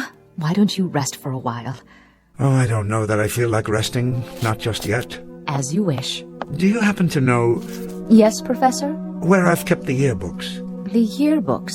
From the school? They haven't been packed away in the attic, have they? Why, no, I don't believe so. Check the corner bookcase. Yes, here they are. Oh, good. Did you want to see one in particular? No, it doesn't matter. So many years summarized here, encapsulated, as it were, as if these books were in some sense time machines. This volume, for instance. Look at their faces. Timothy Arnold. Never thought that one would pass. Had an incorrigible habit of chewing bubble gum and popping it. Sounded like a small howitzer in the back of the room. Upon my word, it did. Why don't you sit down?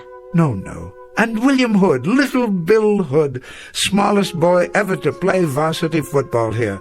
Believe it or not, he had a penchant for the poems of Shelley. Did he? And Artie Beechcroft. Now there was a lad. There was a staunch lad, full of heart, that one. What a face. Was he the one... Yes, I recall now. His father sent me a letter. I wonder if I still have it. He was killed in Iwo Jima. Freckle-faced little fellow, always grinning. Never stopped grinning, most infectious. He'd walk into a classroom and you simply had to smile. Let me put it back for you. They come and go like ghosts. Faces, names, smiles, the funny things they did, or sad things, or silly ones, or noble ones. And I gave them nothing. Oh, Mr. Fowler. But it's true, don't you see? I gave them nothing at all to protect them from the world. I realize that now. Poetry that left their minds as soon as they left the school. Aged slogans and homilies that were already out of date when I repeated them. Quotations so dear to me that were meaningless to them. Surely not. I was a failure, Mrs. Landers. I was an old relic that walked from class to class, speaking by rote to unhearing ears, unwilling heads. I was a dismal, abject failure. I motivated no one. I left no imprint. Now, where do you suppose I got the idea that I was accomplishing anything? How could I have thought that? Oh, Mr. Fowler. I will take that nap now, and I hope I haven't inconvenienced you putting off our dinner like this. You haven't. You haven't done anything of the kind. I'll straighten up for you. Don't bother. There's nothing on my desk of any importance. Dear, dear Mr. Fowler. Oh, of course I'll straighten up for you. The least I can do. It would be my pleasure. What's this? Bullets and an empty holster. Empty? Professor? Professor, are you in your room? Professor, are you out there? Where have you gone?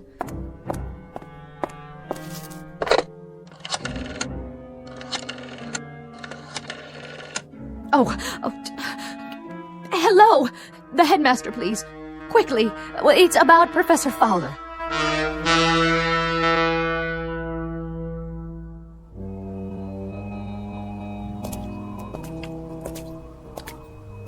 Hello? Yes? Who's that? It's Ellis Fowler. Hello, Tom. Oh, hello, Professor. Working late, are you? No, just out for a walk, and you should be home yourself, Tom. I will be soon enough. A few chores before I lock up for the holidays. Nothing too serious, I trust? Oh, the door to the main building. The latch is sprung so it won't lock. Can't leave it like that. I suppose not. Can you fix it? Strike plate needs tightening, that's all. I was on my way to get my tools. Well, you shouldn't have much to worry about here. The boys of Rock Hill are hardly vandals. No, but there's the matter of security. Files, records. The real treasures of this school are invisible to the eye. How do you mean? The minds that were formed here, for better or worse, the personalities that grew to maturity and then went out into the world. Well, you're one guy who had a lot to do with that. Precious little, I'm afraid, precious little. But even if the school made little impression on them, they surely left their impression on it. These walls could talk, huh, Professor? Yes, indeed, if these walls could talk. Getting pretty cold. Better button up that coat. Oh, I don't have far to go. Where you headed? To the statue in the courtyard. You can see it just ahead. Oh, yeah. You know, I always wondered who that guy was, anyway. Somebody famous, I bet. It's a bronze of Horace Mann, the educator. The old fellow looks rather foreboding, doesn't he? But, you know, when I first began here as an instructor, I liked to take my lunches in this courtyard, in his shadow, so to speak, as if in some way I might be inspired by him. At least, that was my thought. Well, guess I better get those tools.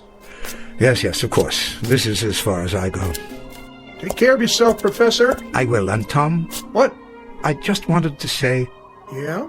To thank you for taking such good care of the grounds all these years, and for this conversation. I've enjoyed it. Me too, Professor. You take care now. Merry Christmas. Merry Christmas to you, too. Horace Mann, 1796, 1859.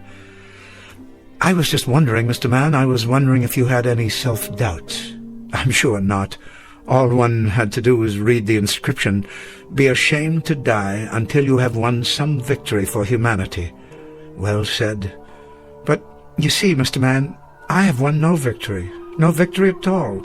And now, sorry to say, I am ashamed to die. Class bells at this hour? Why would they ring now? There's no special assembly. There's nothing of the sort this evening.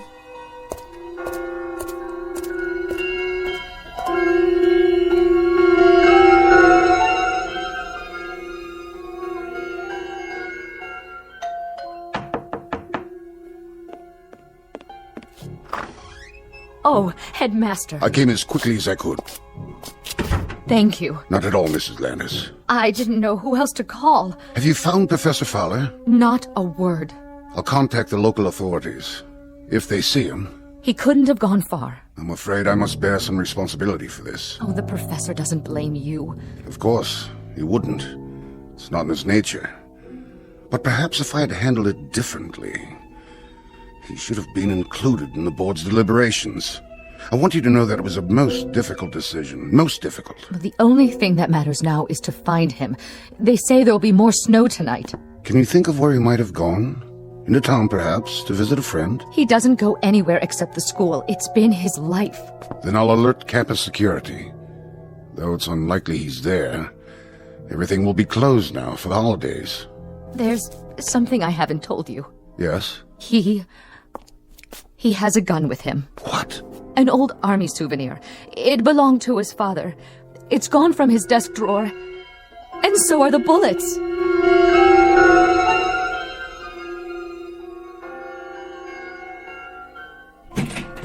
Old Tom hasn't repaired the door yet, but why is the class bell ringing? There are no classes at this hour.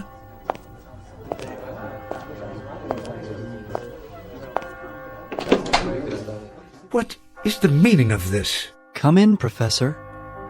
We've been waiting for you.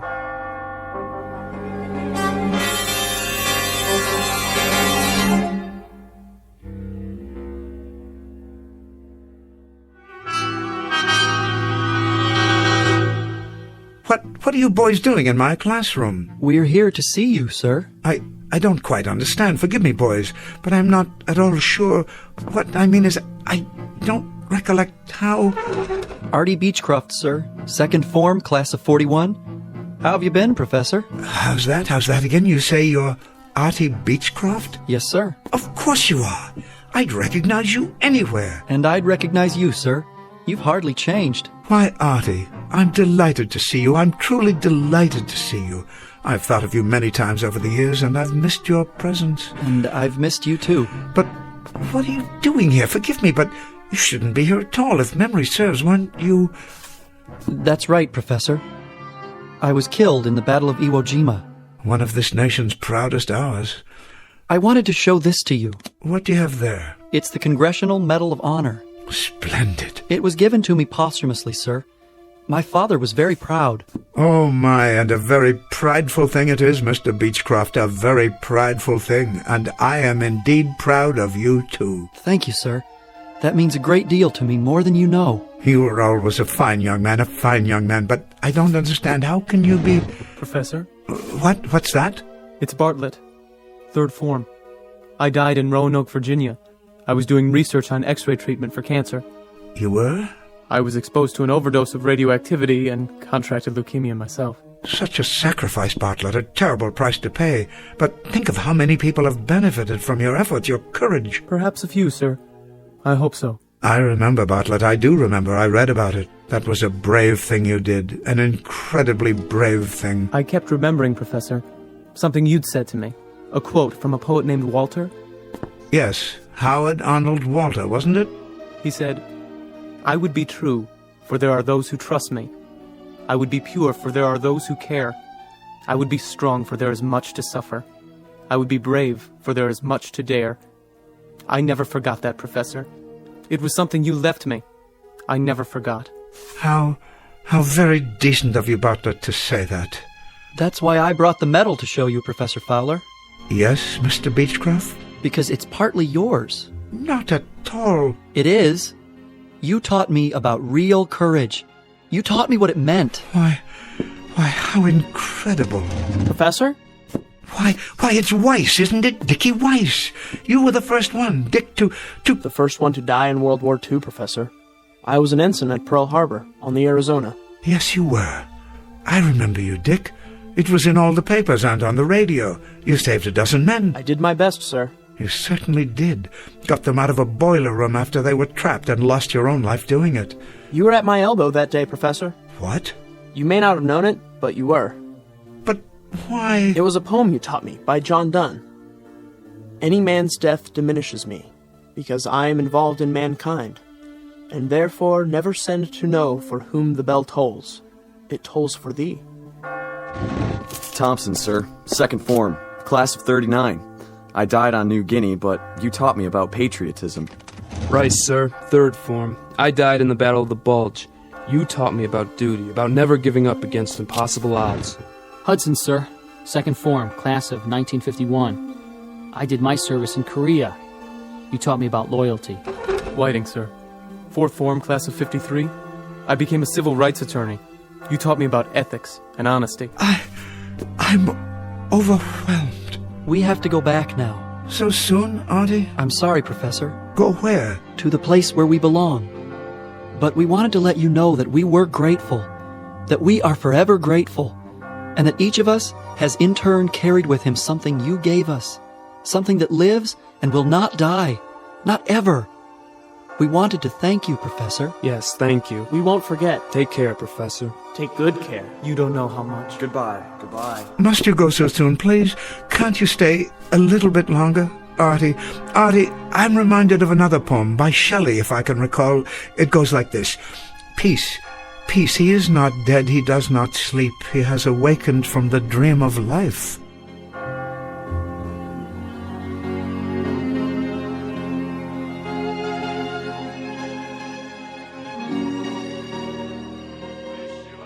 Yes, Headmaster, he's home now. I wanted to call and let you know. Yes, he's all right. Yes, he's just fine. Thank you. Sorry about the misunderstanding. Merry Christmas to you, too. Do you hear that, Mrs. Landers? The carolers came this year after all. And a lovely sound it is. Lovely and joyous. Thank you, boys. I enjoyed your performance very much indeed. Merry Christmas, Professor. A Merry Christmas to you. And a Merry Christmas to you, young man. A very Merry Christmas. And may I add how grateful I am to all of you. I've always felt that Christmas caroling is a wonderfully special tradition. Merry Christmas, boys, and may God bless you. Such fine young men. That they are. They haven't come in such a long time. You know, Mrs. Landers, I've had a chance to consider. I think I will retire. I do believe I've taught all that I can teach. Oh, I'm sure that's not true. In any event, I wouldn't want the returns to diminish. Well then, if that's your decision, I think you've made the right one. I'm sure you have. So am I, Mrs. Landers. So am I. I hope so. Because, you see, I do believe that I may have left my mark, such as it was. A few gauntlets of knowledge I've thrown out that may have been picked up here and there after all. Be ashamed to die until you have won some victory for humanity. I didn't win them myself, but perhaps I helped others to win them. So in that way, even in some small measure, they are victories that I can share. I'm sure that's so. I've had a good life, Mrs. Landers. A very rich life. A very fruitful life. And as for this particular changing of the guard, I wouldn't have it any other way. Wish you a Merry Christmas. We wish you a Merry Christmas. We wish you a Merry Christmas and a Happy New Year.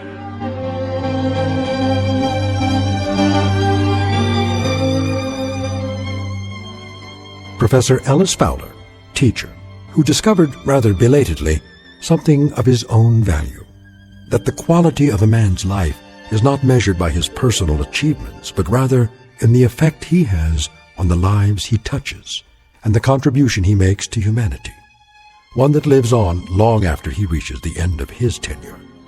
A very small scholastic lesson, but an exceedingly important one, from the campus of the Twilight Zone.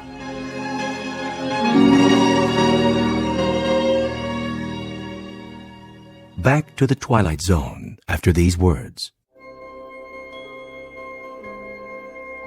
Hi, this is Carl Amari, producer of the Twilight Zone radio dramas. I'd like to take a moment to tell you about our official website at twilightzoneradio.com. where you'll get the latest news and information on these Twilight Zone radio dramas. Plus, at twilightzoneradio.com, you can digitally download 3 free episodes or any of our episodes for only $1.95 each. In this age of ever-changing technology, we've decided to make these episodes instantly available to you by making the Twilight Zone radio dramas a digital download-only series. This means that this series will no longer be offered on CD. The CD collections at our website are now being offered while supplies last at buy one, get one free. So be sure to get your favorites before they're sold out. Be sure to visit us often, and I'll see you in the zone.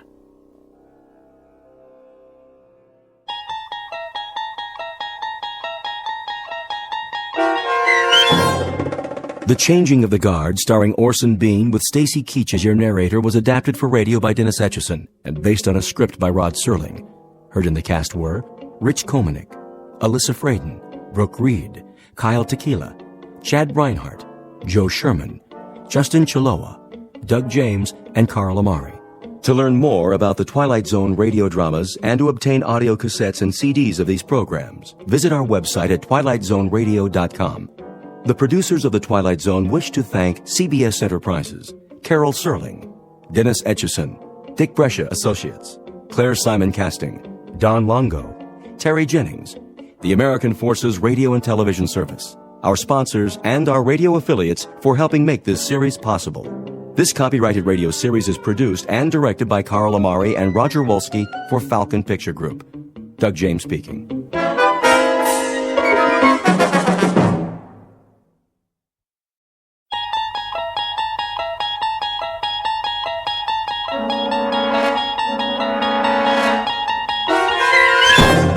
You're traveling through another dimension. A dimension not only of sight and sound, but of mind. A journey into a wondrous land whose boundaries are those of imagination. Your next stop, the Twilight Zone.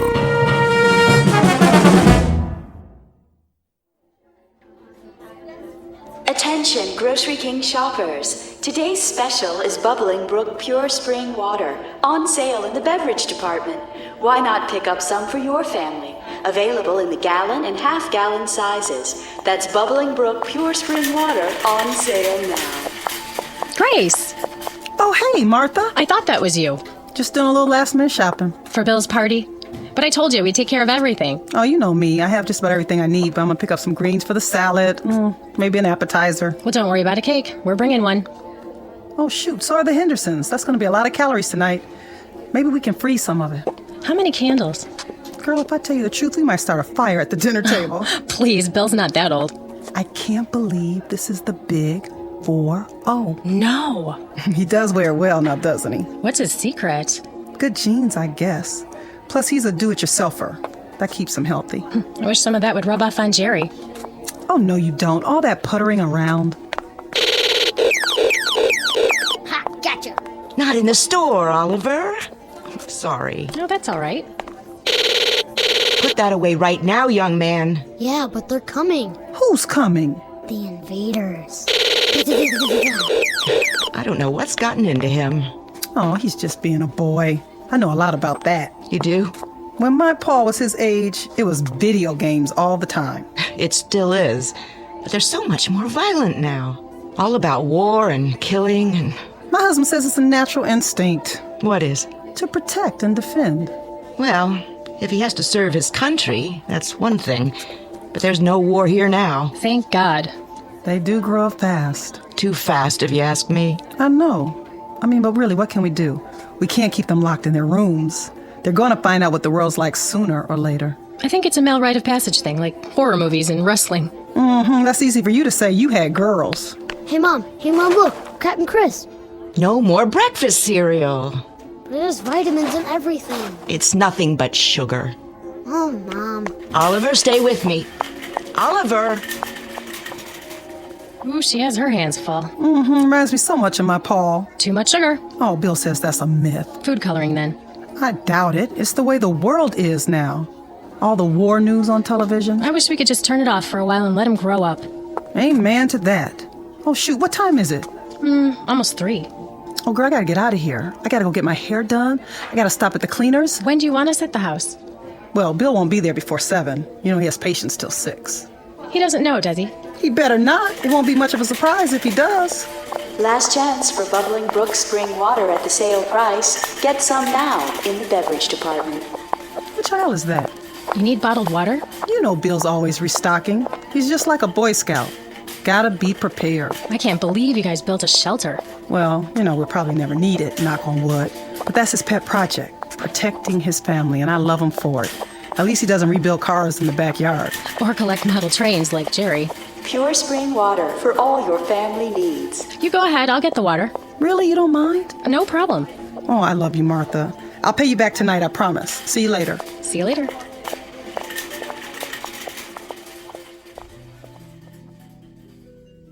Welcome to Friday afternoon in suburbia. Time for last-minute errands before the weekend begins. In this case, a surprise birthday party. Only there's a twist. What's in store for this particular evening is nothing less than a nightmare. Your attention is directed to the following fable. Once upon a time, families built bomb shelters in their basements in anticipation of a war they prayed would never come. The world lived on the brink of annihilation as men hoped for the best and prepared for the worst. Then the Cold War ended and shelters were forgotten until terrorism again made fear the order of the day. Please note that our story is not meant to be prophetic.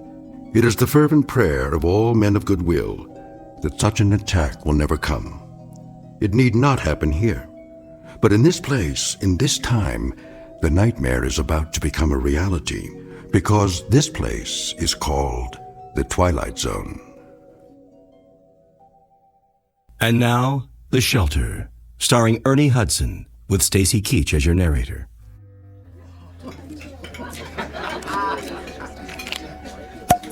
There. Who wants champagne? Maybe just a little. Give me your glasses, everybody. Mom, may I please be excused? I guess so. Just don't go too far. You know the dessert's coming, babe. Okay. Where are you going, son? The family room. My favorite program's on. Okay, but not too loud, Paul. I know. Who wants to make a toast? Now, Martha. If you don't, I will. All right, here goes. Ladies and gentlemen, may I have your attention, please? No birthday celebration is complete without an after-dinner speech, and so let's get to the business at hand. The honoring of Dr. William Butler, who tonight is 1 year older and finally admits to being over 21. Spare me. Easy, honey. I'll cut this short, Bill, in the interest of good taste and to save you excess embarrassment. We got this little surprise party together as a very small reminder to you that on this street in this town, you're a very beloved guy. Yeah, sure. His wife loves him. There isn't one of us in this living room who hasn't put in a frantic phone call to you at some hour in the middle of the night.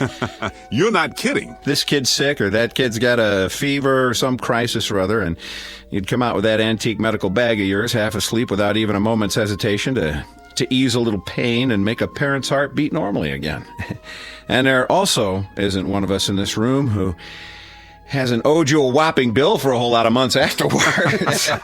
Try years. Some of us still owe you. Let's not forget about the chainsaw. Yeah, don't forget that. Another thing we owe him for. Oh, yes, the good doctor's penchant for construction, his genuine old-fashioned bomb shelter. I resent that.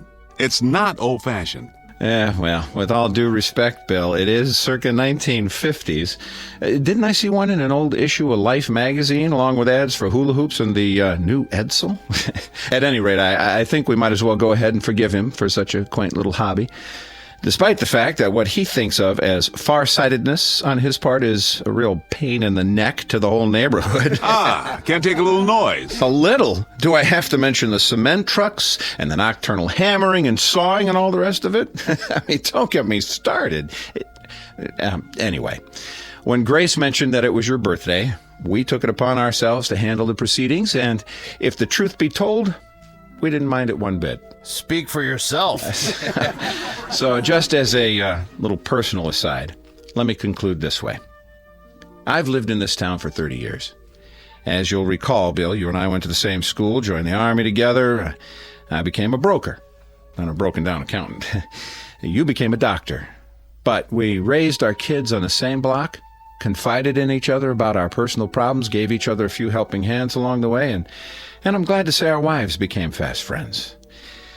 Well, anyway, in this goofy world we live in today, where the human race still seems unable to function without nuclear bombs and biological warfare, and when it appears that this may be the legacy we're leaving our kids, well, it's a comforting thought that qualities like decency and kindness and friendship still hold sway. And these are the qualities that you have, Bill, in spades. Hear, hear! Yes. These are what you're loved for, you and Grace. So before I start honking into a handkerchief, let me wind it up this way. Happy birthday, Dr. William Butler, from the gang on the block, and may you have many, many more. Oh, thank you so much, Jerry and Martha, Marty and Ellie, and of course, Bob and Betty. We love you too. You are the best neighbors anyone could have. Bill, honey, don't you want to say something? You dirty dogs, you. First a surprise party, which I abhor, and then a sloppy sentimental speech. Boy, I thought it would go on forever. You want me to continue? No. You'll spoil everybody's digestion. All I can say is, bless you all. There's no gift that means as much as good friends. But I might add about civil defense. I may not be as crazy as you think. Do I have to mention the 3 little pigs? One built his house of straw, the next one of twigs, but the third little pig, ran squealing all the way home. Did he just call us swine? All right, but you get my point. Believe me, I sincerely hope I'm wrong. I'm not much of a gambler, as you know. In this case, I'm betting that I'm right, but I'm hoping that you win. That's some bet, all right. Now, everybody relax. That's it for the speeches. Who wants some more champagne? Maybe just a wee bit. Hold on, everybody. There's one more surprise. Betty, I need you and Grace in the kitchen. You didn't get a cake. Hush now. I'm sure that son of yours will want some. Girl, watch out or he'll eat the whole thing. Come with me. Paulie? Yeah, Pop. Help your mother clear the plates. Okay, but... But what? What is it? The television. It just went out. Gods, a crisis. Marty, you're an engineer. What do you know about TVs that go on the fritz? That there are times when such malfunctions are a boon to peace. What happened, Paul? Picture just went out? Yeah. You still getting sound? No, first the picture went off. Then there was some kind of announcement about an emergency. Here it comes, everybody. We couldn't get all the candles to stay lit. Hold it for a second. What did you say, Paul? The announcer said to turn on the emergency station or something on the radio. The Emergency Broadcast Network? You must have heard it wrong, Paul. I didn't hear it wrong, Pop. That's what he said. Tune to the emergency frequency. Then everything went blank. He's right. It's a blank screen. There's a radio in the living room. Hey, what about the cake? Not now, Grace.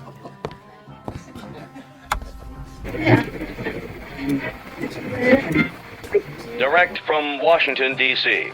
To repeat, 4 minutes ago, the President of the United States made the following announcement. I quote, "At 8:04 Eastern Standard Time, our radar stations in Alaska reported a large number of unidentified flying objects moving southeast across our borders at a high rate of speed." What is this, some kind of joke? I don't think so. Quiet. As of this moment, we have been unable to determine the origin of these objects. But in the interest of national security, I am declaring a temporary emergency. Until further notice, we are in a condition of yellow alert. So said the President. Federal authorities request that all civilian defense personnel report to their assigned posts immediately. A temporary state of emergency is now in effect. No commercial traffic of any kind will be permitted on streets or highways in the northeast sector of the country. Repeat, no commercial vehicles of any kind will be permitted on streets or highways. You are asked to remain calm and proceed in an orderly fashion to your local shelter centers. Repeat, go to your nearest designated shelters. What about Jeannie? She'll be at the university. It's in the middle of the semester. Bob, we've got to call her. My sister, she's upstate. Did he say they're attacking upstate New York? Does the phone still work? I don't know. The line's down. The circuits are overloaded. Everyone's trying to call. The children. Call the babysitter. Did you hear what he said? We can't get through. Stay calm, please.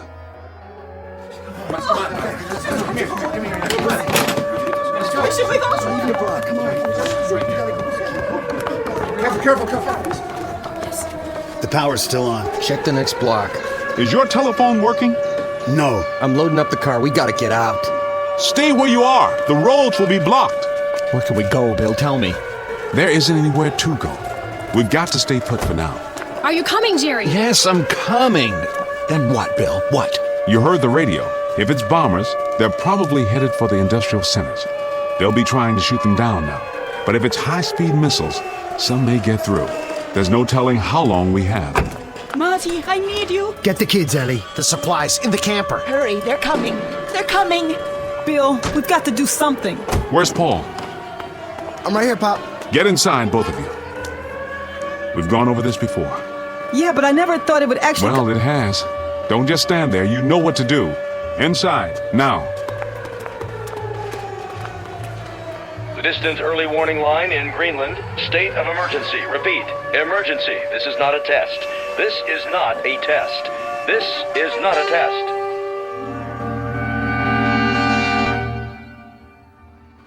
This is the Emergency Broadcast Network. Repeating, all citizens not engaged in civil defense work are to remain off the streets. Please stay tuned to this frequency for further announcements. Repeat, please stay tuned to this frequency for further announcements.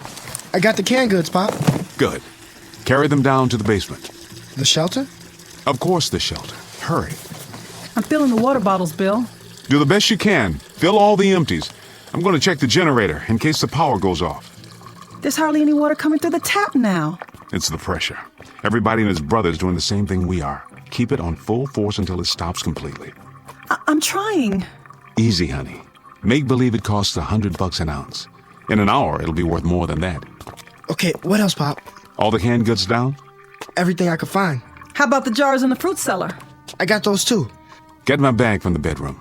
What about books and stuff? Your father told you to get his bag. I'm going. There's still time, Grace. Paul's right. We will need books and other things besides food and water. God knows how long we'll have to stay down there. Light bulbs. Where do we keep the light bulbs? Top shelf. Which cupboard? That one, there. Oh, but we don't have any. I ran out yesterday. I was going to buy some at the store. There was a sale on them, but I guess... Grace? I'm sorry. I'm talking like an idiot now. Go ahead. Mouth all the idiocies you want. You can also dance a jig or go up and take a cold shower, just as long as you don't panic, Grace. That's the important thing now. Not to panic. How much time do we have? Seems to me I remember reading somewhere that from the first alarm we might have, I think it was 15 minutes to a half hour. 15 minutes? I'm winging it, Grace. I don't know for sure. I don't think anyone does. The best we can do is to continue doing what we're doing. Keep pouring the water. I'll see to the boy. All right. Paul? Yeah? You got my bag? And some other stuff. Books and magazines, too. Let me give you a hand. Here, I'll be right back. Wait. Where are you going? Outside, but just for a minute. Are you out of your mind? Get down to the shelter as fast as you can. But my bike's out there. You won't need it. I said go down to the basement. Why? What? Why should we even bother? If they drop a bomb or something, it will burn everything up. I saw it on TV. If it's an atom bomb, there won't be anything left. Nothing. It'll just be... Don't even think that. Don't let yourself think it. But it's true, isn't it? We don't know. Nobody knows. We may be out of the danger zone. We might be 200 or 300 miles from where it hits. Out here, we may not even know when it happens. Dad, we're 40 miles from New York. We'll get it too. If we do, we do, that's all. But for the time being, our job is to stay alive. And you're not going to do that by running around in the night trying to find a bicycle. Now give me some help here. And don't say anything like that in front of your mother. She's frightened enough as it is. Yes, sir. Bill, there's no more water. I think we've got enough. I filled every container we could find. Bring a full one with you. Paul and I'll get the rest in a minute. We're going down now? That's right. Down to the shelter.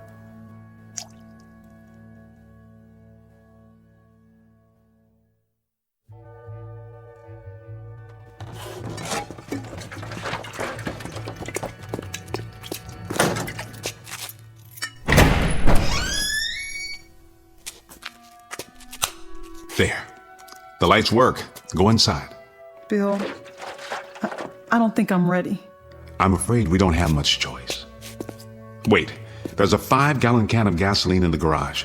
Paul, you run up and get it. We may need it for the generator. Okay. Oh, Bill, I'm so tired. Here, sit on the cot. I just want to lay down. I want to go to sleep. Grace, listen to me. I am listening. I just explained to Paul, if there's a bomb, there's no assurance it'll land near us. And if it doesn't... But if it does, if it hits New York, we'll get it too. All of it. The poison, the radiation, the whole thing, the firestorm, nothing will be able to put it out. And we'll be in a shelter. With any luck at all, we'll survive. I've built this room very, very carefully to government standards. We've got food and water to last a long time if we use it wisely. And then what? Then what, Bill? We crawl out of here and tiptoe through all the rubble up above, the rubble and the ruins and the bodies of our friends? Why is it so necessary to survive anyway? What's the point? Bill, admit it. Wouldn't it be better? Wouldn't it be quicker and easier if we just... I got the gas can. Is that all you need from up here? Do you hear that? Whose voice is that, Grace? That's why we have to survive. He's 12 years old. It's too early, much too early to think about a boy dying when he's done so little living. For him, Grace. Paul? Yeah. Set it there, next to the generator. I'll go up and get the rest of the water.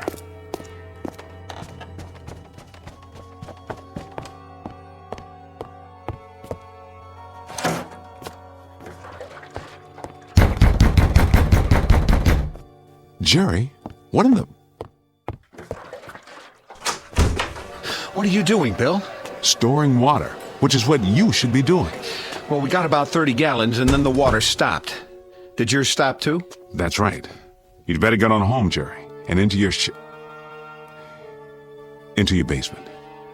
I'd board up the windows if I were you, and if you got any wood putty, I'd seal the corners to make them airtight. We don't have a cellar, Bill. The benefits of modern architecture. And wouldn't you know it, we got the one new house on the street. All the latest conveniences, everything at your beck and call. Every wonder of modern science except for the one they didn't take into account. The one that's headed straight for us right now. Jerry, I don't know what to tell you. Can I bring Martha and the kids over? Can I at least do that? Here? There's sitting ducks in our house. Sitting ducks. We don't have any protection at all. You can use our basement. Your basement? What about your shelter? That's the only place anyone can survive. We've got to get into the shelter. I don't have any room, Jerry. I don't have near enough room or supplies. It's designed for 3 people. We'll bring our own water and food. We'll sleep standing up if necessary. Please, Bill, we've got to use your shelter.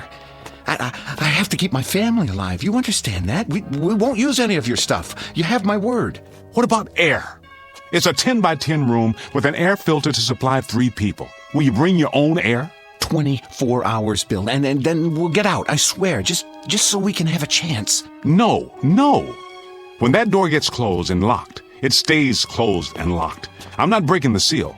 There'll be radiation and heaven knows what else. I'm sorry, Jerry. As God is my witness, I'm sorry, but I built it for my family. And what about my family? Don't they matter? Of course they do. I'll have to ask you to get out of my way. What do we do?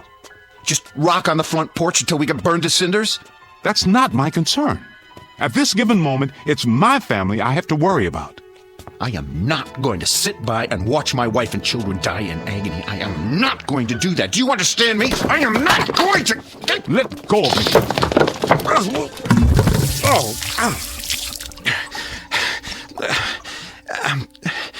I'm sorry, Bill. I didn't mean to knock you down. Please believe me. I kept telling you, all of you, build a shelter, get ready, forget the card parties and barbecues for maybe 2 hours a week, and make an admission to yourself that the worst is possible. But you didn't want to listen. None of you wanted to listen. To build a shelter was to acknowledge the kind of age we live in, and none of you wanted to face that. So now, Jerry, you got to face something far worse. Reality. May God protect you. It's out of my hands. It's simply out of my hands.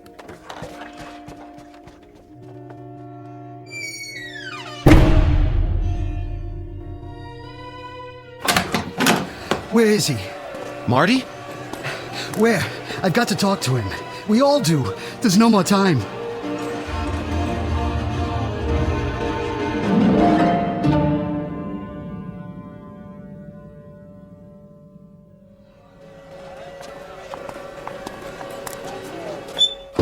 I tell you, there's no more time. Bill, I have to talk to you. I want to go home. Just a minute, honey.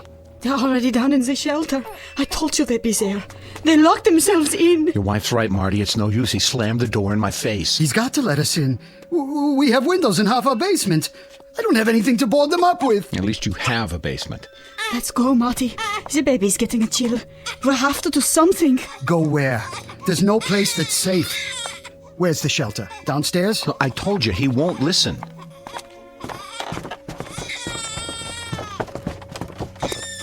Bill, it's Marty.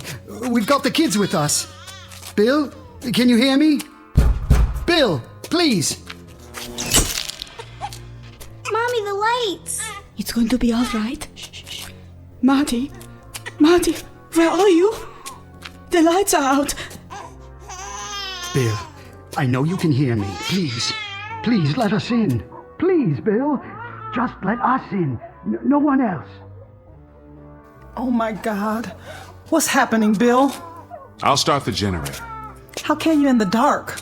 I know how to work it. Over here. Dad, I found the switch. All you have to do is pull the cord.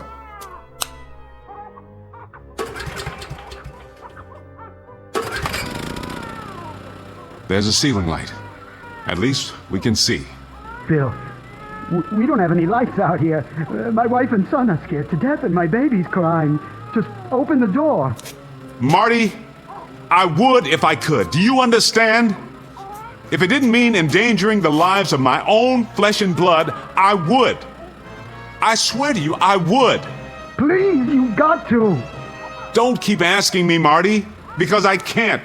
I can't and I won't. I feel sorry for you then. I really do. You probably will survive, but you're gonna have blood on your hands. You hear me, Bill?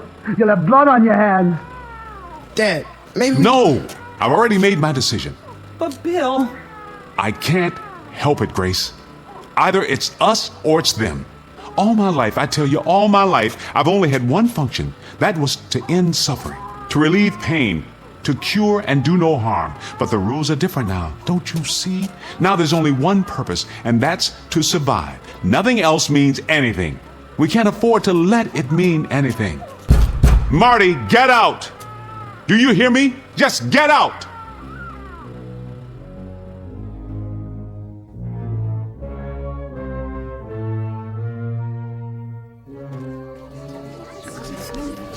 I brought a flashlight. Who's got a portable radio? Here. Announced that there are no further reports on the unidentified flying objects. A statement from the Pentagon confirms that an enemy attack cannot be ruled out at this time. Remain tuned to this station for updates. What does that mean? It means they're missiles. I'm not going to sit here. It'll hit any minute. I just know it. It's gonna hit any minute. What are we going to do, Bob? Tell me. I'll tell you what we shouldn't do.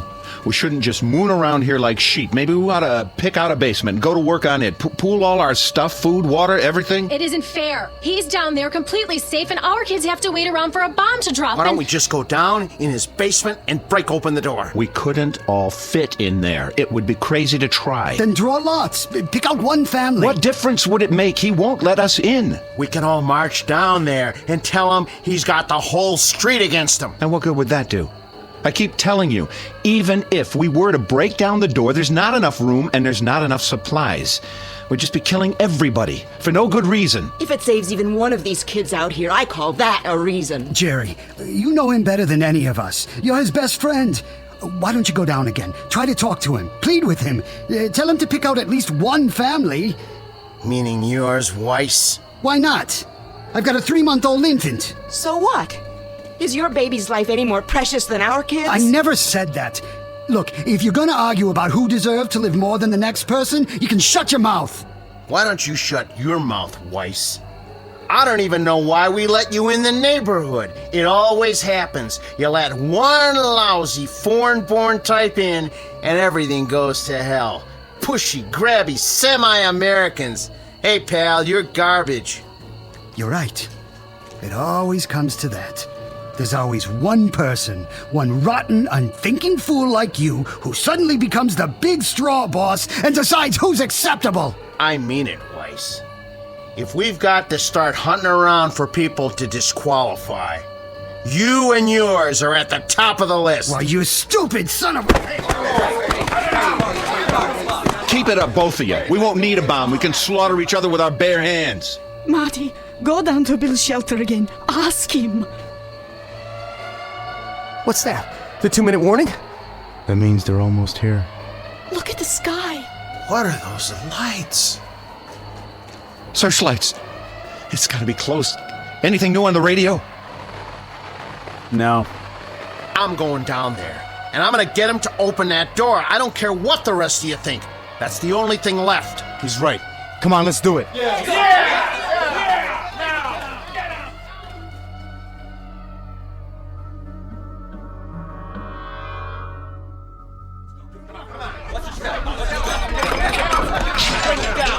Where's the stairway?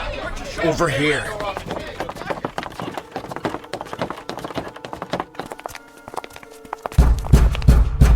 You got a bunch of your neighbors out here who want to stay alive. Now, you can open the door and talk to us, or you can keep on doing what you're doing. And we're gonna bust our way in. Bill, they mean business out here. And I mean business in here. I've already told you, Jerry, you're wasting your time. You're wasting precious time that could be used for something else, like planning how to survive. Get some kind of battering ram.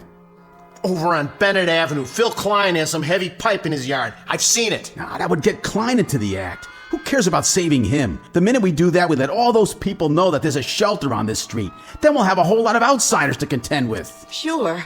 And what right have they got to come here? This isn't their street. This isn't their shelter. So this is our shelter now, is it? And on the next street, that's what, a different country? Damn fools, you've all gone insane, every one of you.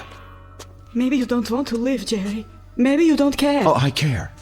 Believe me, I care. I'd like to see the morning sun too, but you're turning into a mob, and a mob doesn't have any brains, which is exactly what you're proving. Well, I say let's get the battering ram, and we'll just tell Klein to keep his mouth shut. And if he doesn't keep his mouth shut, what? Will you shut it for him? I agree with Jerry. Let's get hold of ourselves. Stop and think for a minute. Hey, nobody cares what you think. You or your kind. I thought I made that clear. I think the first order of business is to get you out of here. Why did you have to hit him? Marty, are you all right? Easy, Marty. I'll help you.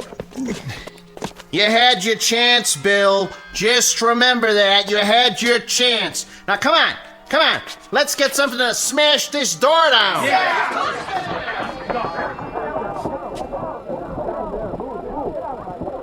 Bill, who were those people? Those people? Those are our neighbors, Grace. Our friends. The people we've lived next door to for 20 years. Come on, Paul. What do you want me to do, Pop? Help me brace the door. Stack everything we have against it. Maybe it'll hold for a while.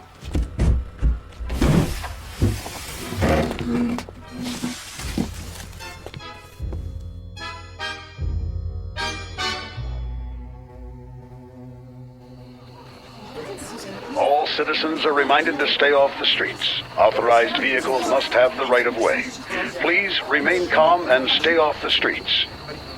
You heard what he said. Let's get inside.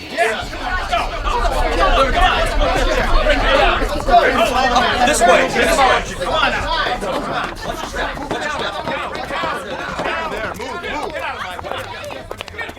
Try the battering ram. Yeah, let's see what it can do. Yeah, knock it down.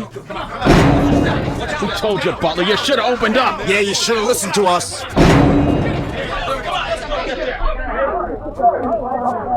You don't think it's gonna hold, Bill?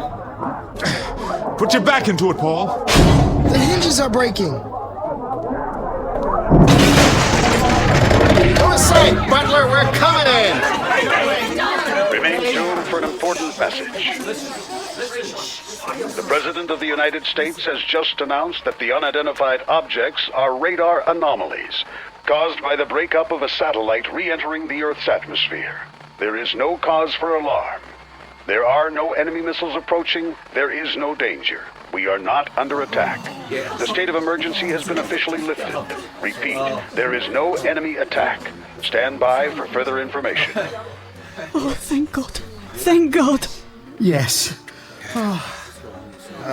Hey, Marty, Marty, I guess I went off my rocker, huh? You understand, don't you? I just kind of went off my rocker. I didn't mean all those things I said. No? No, come on, you know that. All of us were just so scared, so confused. It's no wonder, right? I mean, you can understand why we blew our tops a little, can't you? It's normal. Yeah. Hey, I don't think Marty's going to hold it against you. Just as I hope Bill won't hold this against us. We'll pay for the damage. We'll take up a collection right away. Why don't we have some kind of a block party or something? Tomorrow night, a big celebration, just like old times. So we can all get back to normal?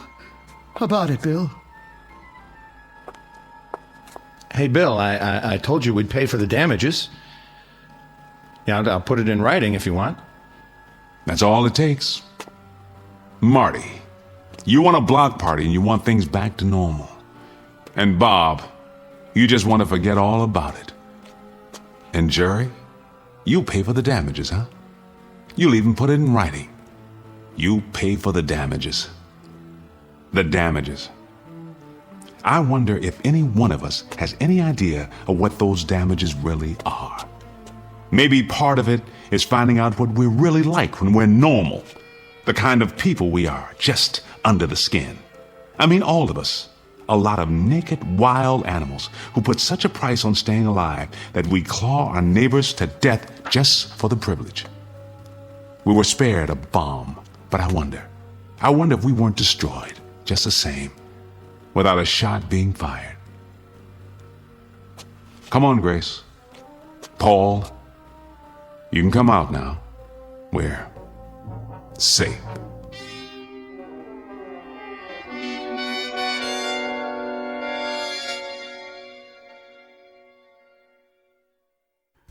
No moral, no message, no prophetic tract. Just a simple statement of fact. For civilization to survive, the human race has to remain civilized. One very small exercise in logic from the Twilight Zone.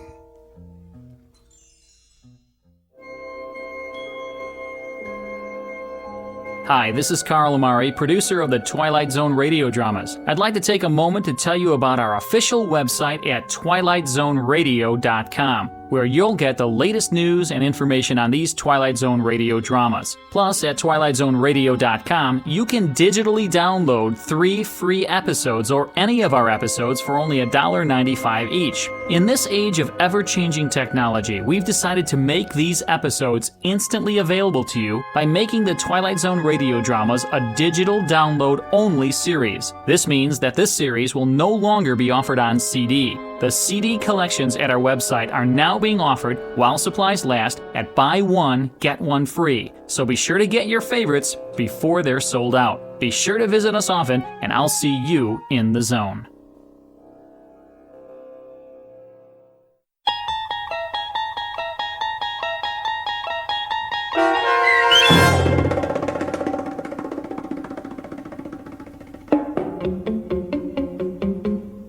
The Shelter, starring Ernie Hudson with Stacy Keach as your narrator, was adapted for radio by Dennis Etchison and written for The Twilight Zone by Rod Serling. Heard in the cast were April Williams, Damon Williams, Tom McElroy, Renee Domenz, Jamie Barron, Anna Sferza, Joby Cerny, Linda Ryder, C.J. Amari, Norm Waddell, Kurt Nabig, Doug James, Rick Vargas, and Jeff Lupitin.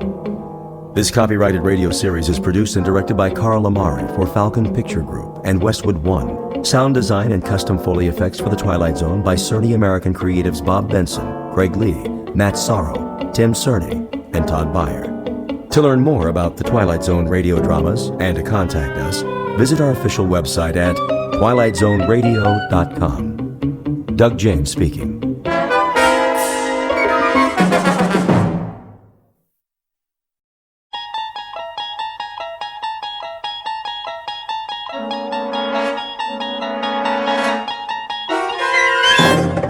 You unlock this door with the key of imagination. Beyond it is another dimension, a dimension of sound, a dimension of sight, a dimension of mind. You're moving into a land of both shadow and substance, of things and ideas.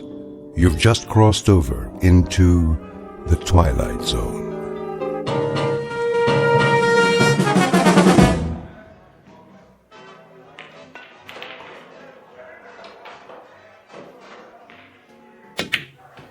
Oh, tough luck, mister. Yeah, I thought I could make that one easy. Yeah, I thought so too. Well, at least I didn't leave you much. Well, let's see. Face it, you don't have a shot. It looks like you're gonna snooker yourself. Well, you never can tell. 8-ball, corner pocket. Lots of luck. Like I said, 8-ball, in the corner. Hey, how'd you do that? Ah, just lucky, I guess. Luck, nothing. That was some shot. Been practicing. Guess it finally paid off. Yeah. You win. Here's your $5. One more game? Double or nothing? Hey, you wouldn't be hustling me, would you? Do I look like a hustler? I'm not sure. Oh, come on. Me? See, I just play on my lunch hour, whatever town I'm in. Relaxation. Oh, me too. Strictly for laughs. So how about it? I don't know. Flip to see who breaks? That's all right. You go ahead. Yeah? Sure. Well, okay. Double or nothing. Go on. Sink as many as you can. Make it hard for me. No money on the table. Oh, yeah. Okay, Pops. You know I don't allow gambling in here. We're just having a friendly little game. Jesse, why don't you give it a rest? Now, he do this a lot? Every day is all he lives for, this one. So he is a hustler. What are you talking about? Tell him, Pops. I never hustled anybody. Not for money, for pride. Go outside, Jesse. Get some sun on your face. You'll feel better. I already feel better. Forget the money. We'll play for the fun of it. No stakes? Not a dime. That case, let's see how good you really are.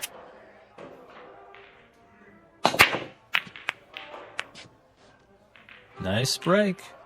Of course, I didn't sink any, but that's my advantage. Yeah? Too many balls on the table. It doesn't leave you a shot. Watch me.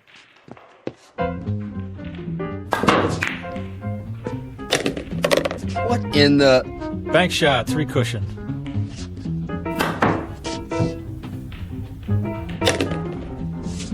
Curveball.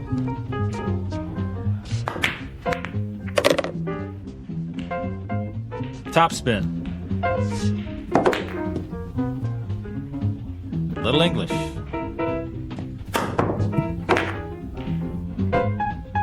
And over and under. Now, my favorite shot. Took me years to learn this one. You're not going to believe it till you see it with your own eyes. This is the way it's done.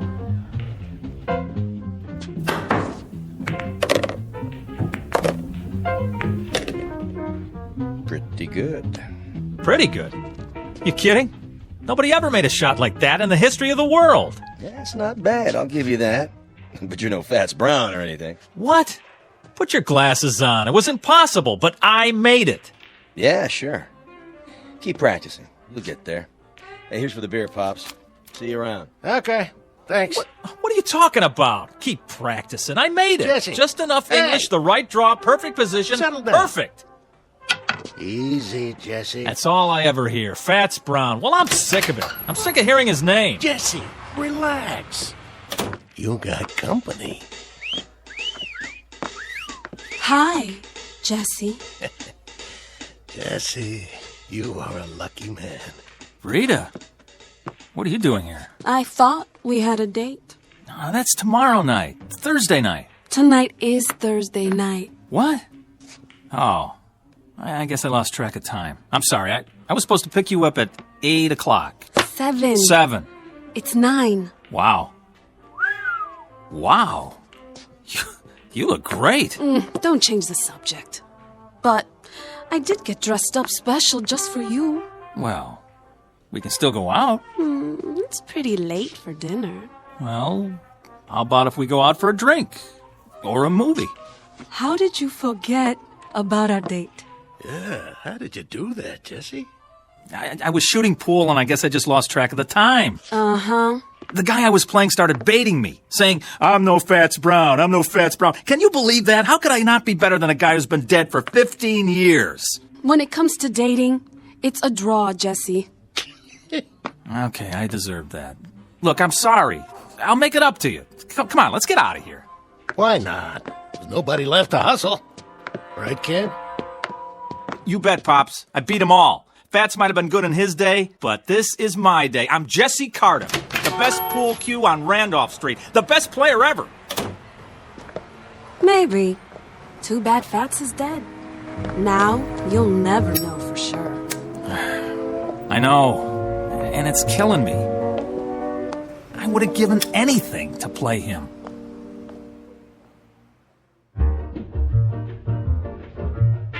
Jesse Cardiff, Pool Shark. The best there is, the best there was, and the best there ever will be on Randolph Street. He has spent every free minute honing his skill for pride and for love of the game. But he's about to learn that there's more to a man's reputation than skill or talent or even fame, and that being the best at anything carries its own special problems, in or out of the Twilight Zone. And now, The Twilight Zone and our story, A Game of Pool, starring Wade Williams with Stacy Keach as your narrator.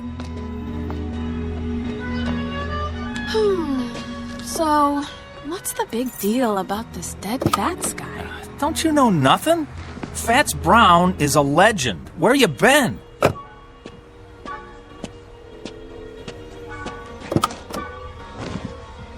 Most people say he's the best ever. Then he must be. No, not really.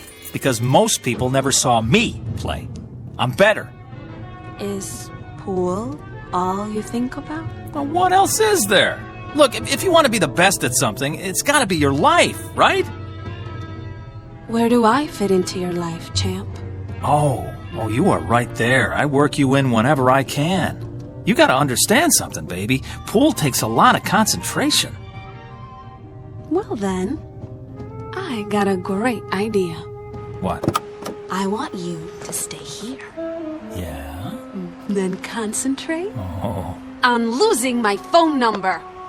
Oh, Rita, don't be mad. Rita, come on. Look, Rita, please stop. Get lost. Let me explain. What? Look, I would give anything to play Fats Brown just once. Is that so wrong?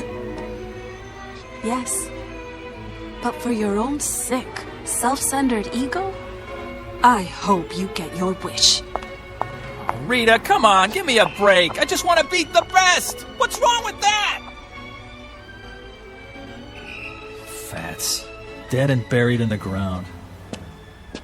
I'd give anything to play him one time.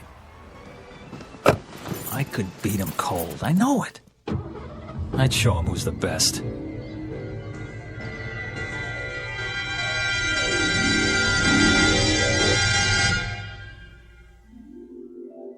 I'd give anything to play him one time. One time. One time. One time.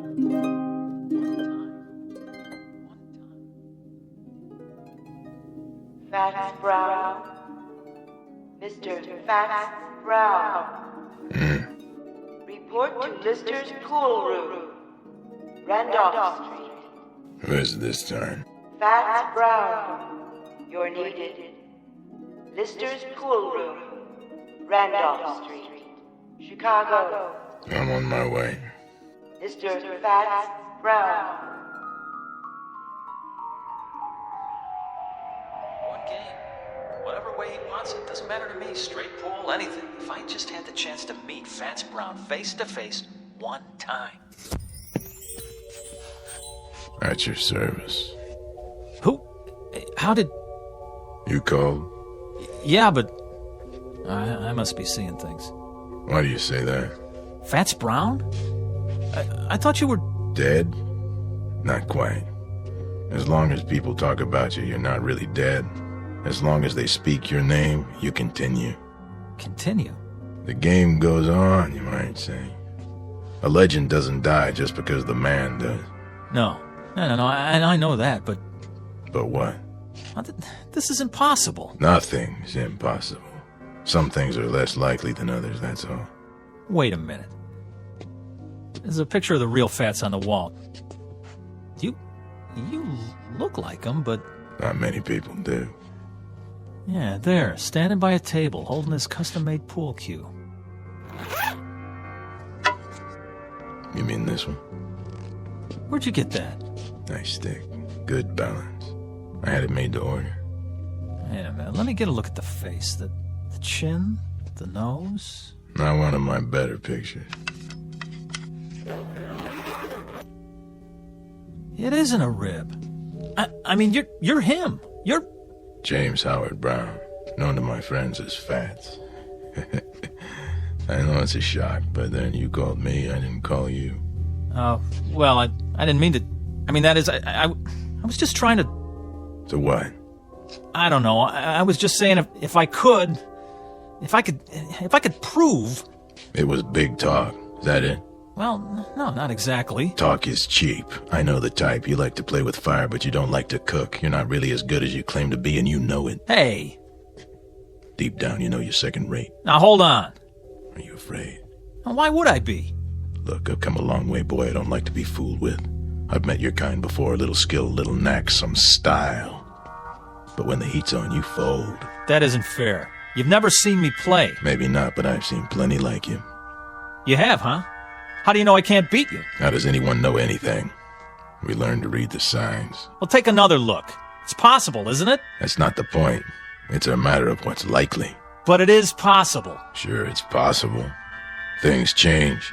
Records get higher. Once upon a time, nobody could run the 4-minute mile. But people get better. Then you admit it. Yes, it's possible you could beat me. But the only way you'll do it is with a pool cue. You'll never get the job done with your mouth. All right, fat boy. Dead or alive, I'll tell you something. Maybe you are some kind of a legend, a tin god, but you know what you are to me? A big balloon, just waiting for someone to stick a needle in you. Well, I'm the someone, and here's the needle. Where? My pool cue. Oh, it'll get the job done, don't you worry. You're like all the other legends. You get by on your reputation. One time I heard a man in this very room swear he saw you make a 9-cushion bank. And you don't believe it? Now, you hit a ball that hard, it won't stay on the table. The guy had more imagination than brains. Is that so? Well, let me tell you. That's not what counts. The question is, can I back it up? Oh, how right you are. I know how good I am, but you... Then you'll play me? Rack the balls. Are you sure? Sure, I'm sure. What about the stakes? Stakes? A little something to make the game more interesting. Oh, here's what I got. I'll shoot it all, my whole bankroll. Any or all of it. Put it back in your pocket. Why? My money not good enough for you? Come on, use your wits, boy. What good is money to me? Then what? Something to make the long journey worth my while. Name it. You said you'd give anything for a game with me. Anything? What are you getting at, mister? Just what kind of stakes you talking about? Life or death. What? You beat me, you live. You lose, you die. You're pulling my leg. The proposition is simple enough. You're crazy. Interesting. What is? To see how much faith you have in your ability. Or should I say how little? Go chase yourself. You know something? For my money, you don't want it bad enough to be the best. Why, when I was your age, I would have jumped at the chance. But then I was better than second rate. Watch it. You wouldn't know about that. It takes more than skill to be a champion. It takes equal parts talent, work, luck, and nerve. A quality you sadly lack. Nerve? You mean insanity? How so? You want me to risk my life on a game? Insanity, then, if you prefer. Listen, I'm just a pool player. There's probably no less important thing on the face of the earth. Pushing balls around with a stick on a felt-top table. But mark this in your book. I'm the best. It's a proud thing to be the best at anything. But then you wouldn't know about that either. Hey, hold on. Where you going? I'm going back, of course. Back where? You wouldn't understand. You're wrong. About what? You say I don't want to be the best bad enough. That's not true. Oh boy, is it not true. Do you know how many hours, how many years, how much of my blood and sweat I put into this game? I'm listening. How many nights I slept right here on this table? Yeah, I did that. I made a deal with the owner so I could practice after the place was closed. I haven't been to the movies in years. I know what you're talking about, but it's still talk and nothing else. I'm good, mister. Real good. But am I that good? You'll never know until you're ready to risk everything. Will you stop pushing me? Sure I will, I was just thinking. Where I come from, there's a race driver. Go to the track and whisper his name. Say Tazio Nuvolari and watch their heads nod up and down. Or go to the bull ring and hear them talk of Manolete. Both men face death daily, and both are legends. They learned something important early on. You'll never make the grade by playing it safe. This is nuts. So long, kid. Wait. What for? Oh, boy, what am I doing? Something you want to tell me? Well, You accept the terms? Life or death? Rack 'em.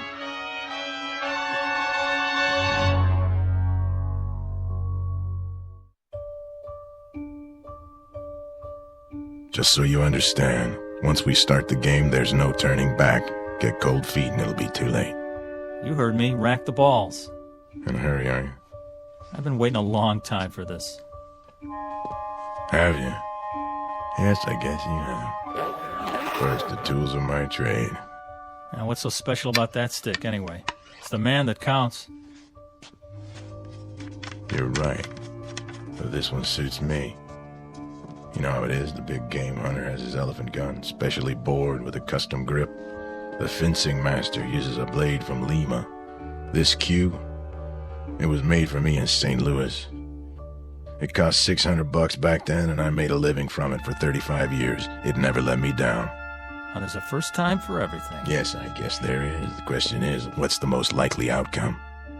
Look, if you're not going to rack 'em, I will.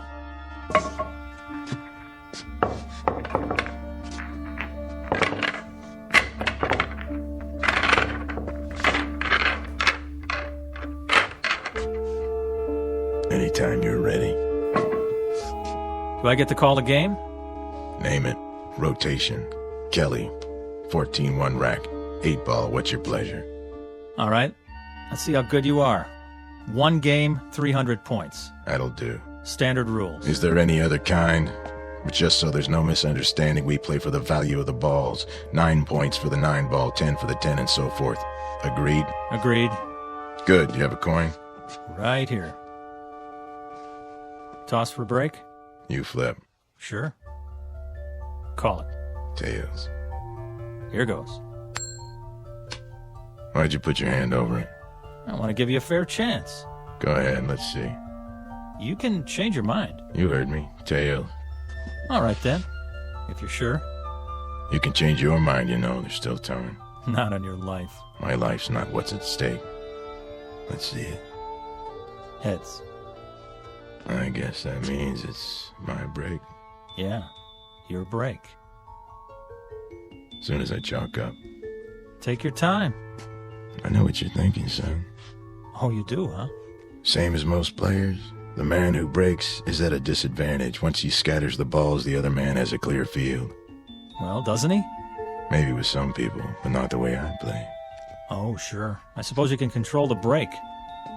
Time to go to school.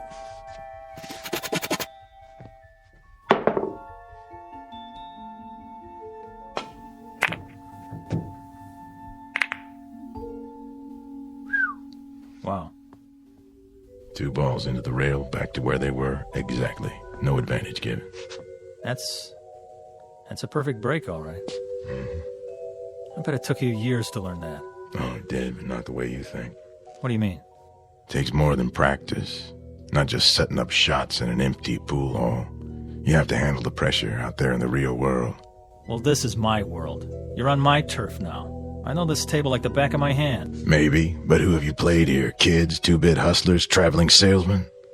Step aside, fat man. Be my guest. Now it's your turn to scatter them. You'd like that, wouldn't you?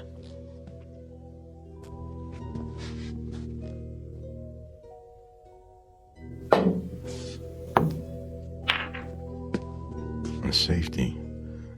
Playing it close to the vest, aren't you? That's what you call strategy. What are you going to do now? I'll try to think of something. There's always a power break. Yeah. But if nothing falls, you leave me wide open. And if I sink one, you're really in trouble. With luck, I can run the whole table. Prove it.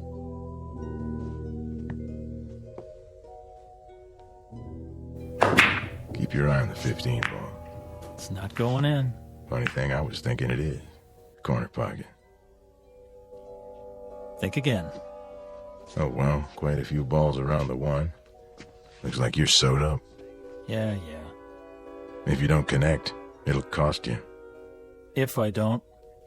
Mind if I smoke? If it makes you feel better. Yeah, you wouldn't have a fresh pack on you. I gave 'em up. Bad for my health. Oh, that's okay. I got 1 left. Nervous? Not me.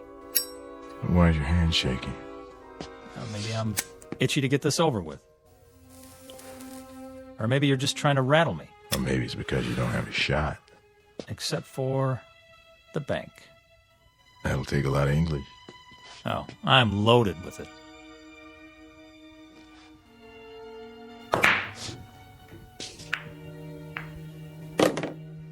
So you are. This time. Shall I keep score? I got it. Now what? The follow-up is important. You have to plan ahead. 3 rails, 2 ball in the corner. That's a hard combination. For some people. Watch your angle now. You watch it. Oh, I am.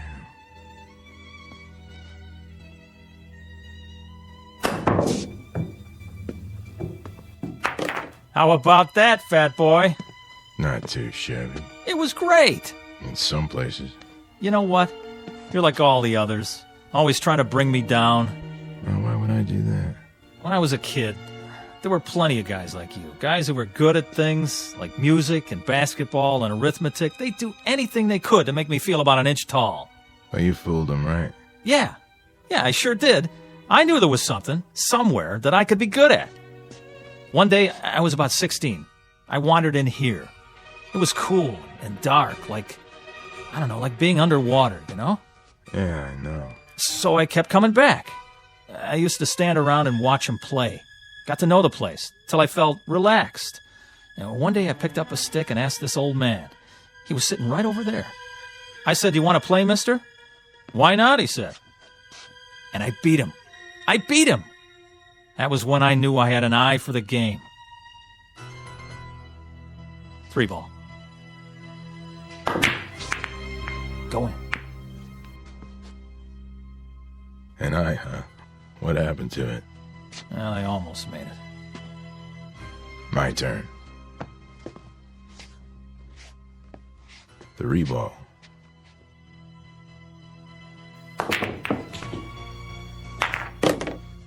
You know, almost works a lot of the time, but not in geometry. Well, what's that got to do with it? Pool is geometry in its most challenging form, a science of precise angles and forces. You have to understand that or you're lost. Yeah. 4 ball, other end.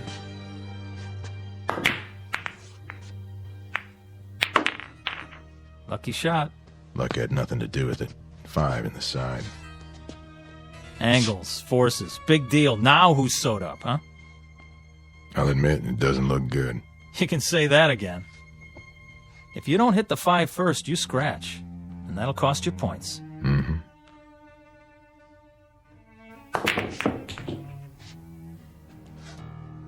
Your shot. Oh, man, is it. 5 ball.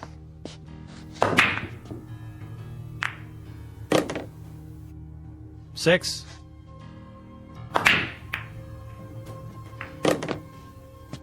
Seven.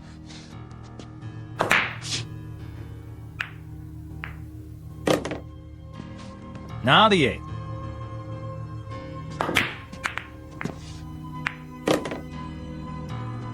Nine in the side. 10. 11 ball, corner. I have 59 points. You have 7. The game still has braces on its teeth. Rack 'em up.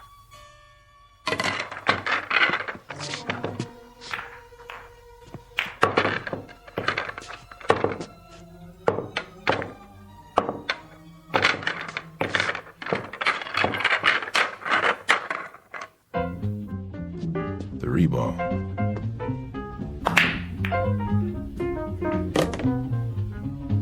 Four in the side pocket.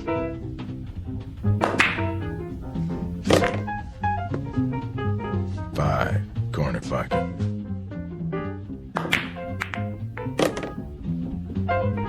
Nine in the side.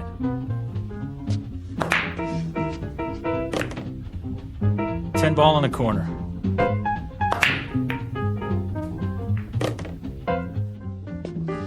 $11.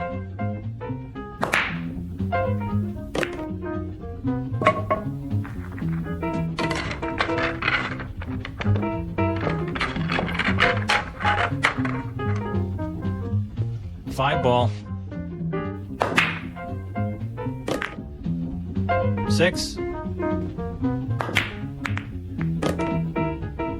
10.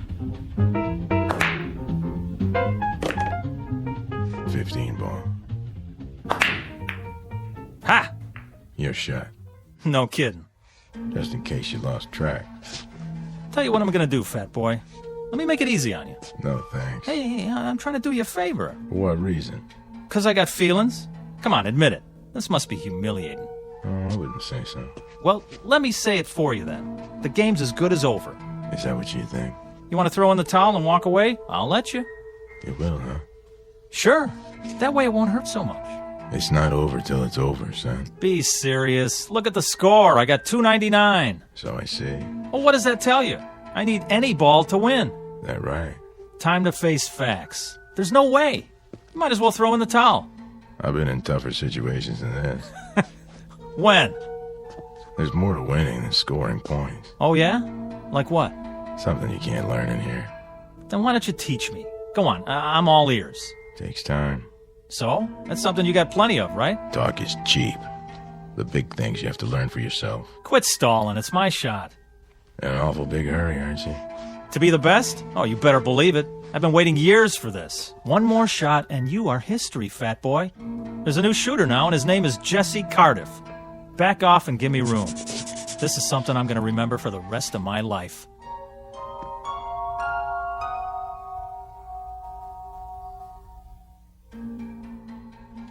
Don't let me hold you up. Oh, I won't, I promise. Yep, this is the big one. They don't come any bigger. Me and Fats Brown, and I need one to win. Feast your eyes on this. Number 5 in the corner. Funny. Something you want to say? I was just thinking. You do a lot of that. What is it this time? Just that there's more to life than a pool hall. No kidding. It isn't right you being cooped up in here all the time. You're all hard, Fats. You ought to get out a little, see what's going on. I've heard that before. From Pops. Now, what about you? What about me? Oh, you didn't get to be the best sitting on a park bench. You spent a lot of time with a pool cue in your hands. You must have. Of course I did, but I found time to live, too. I've been to places where they never heard of billiards. If you call that living, why would you want to? Why bother? It's not easy to explain, but I'll try. I may not look the part, Jesse, but I've done other things too, a whole lot of other things. I've made love, walked uphill, and swum in the ocean. I've been on airplanes and cruise ships and played tag with little children. And when I think of the wonderful things there are to see and do in this world, it hurts me to think of you rotting your life away in this miserable dark hall. What? Oh, I get it. Nice try. What's this, you don't believe me? Doesn't matter whether I do or not. You're trying to distract me, so I won't make my shot. Am I? That's a lousy thing to do. But it won't work. 5, corner pocket. Hey, what are you doing? Doing? Oh, you mean the coin. Sorry, it's an old habit of mine. Take your hand out of your pocket. Sure, if you like. Now don't say another word, just for a minute. This is the easiest shot I ever saw. There's no way I can mess it up. Nobody could. I'm in no hurry. Good. Take your time. I will. All right, I'll stand over here and just give you all the room you want. You do that. Enough with the chalk already. What? Oh, sorry. You're not even going to get to shoot again. I'm making this shot and there's nothing you can do to stop me. No doubt. You did that. Did what? You dropped the chalk. Then I better pick it up. My shot. But... That one right there. In the side. Oh, I don't believe it. Look at you. A little gamesmanship, a little pressure to put some fun in the game, and you come apart at the seams. You cheated. I did? How so? Well, you... Kid stuff to make you break your concentration and shoot wild didn't take much. You know, if you ask me, that's pretty low down. Some places they break a guy's thumbs for that. Not here. Game ball. Oh, one more thing. If you want to concede now and save yourself the embarrassment. Take your shot. It's not over till it's over. Right. Even when it's just a formality. Last ball. Corner pocket. Choke. You wouldn't be trying to distract me, would you?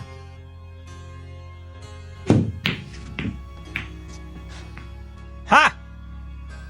Almost. Almost doesn't make it. There it is, the game ball again, right in front of me. All my life. So you said. Okay, you had your fun. This ball has my name written all over it. Perfect angle, clear table. I was made for this. Give it some thought, Jesse. Think about this. I sink it. I become the greatest.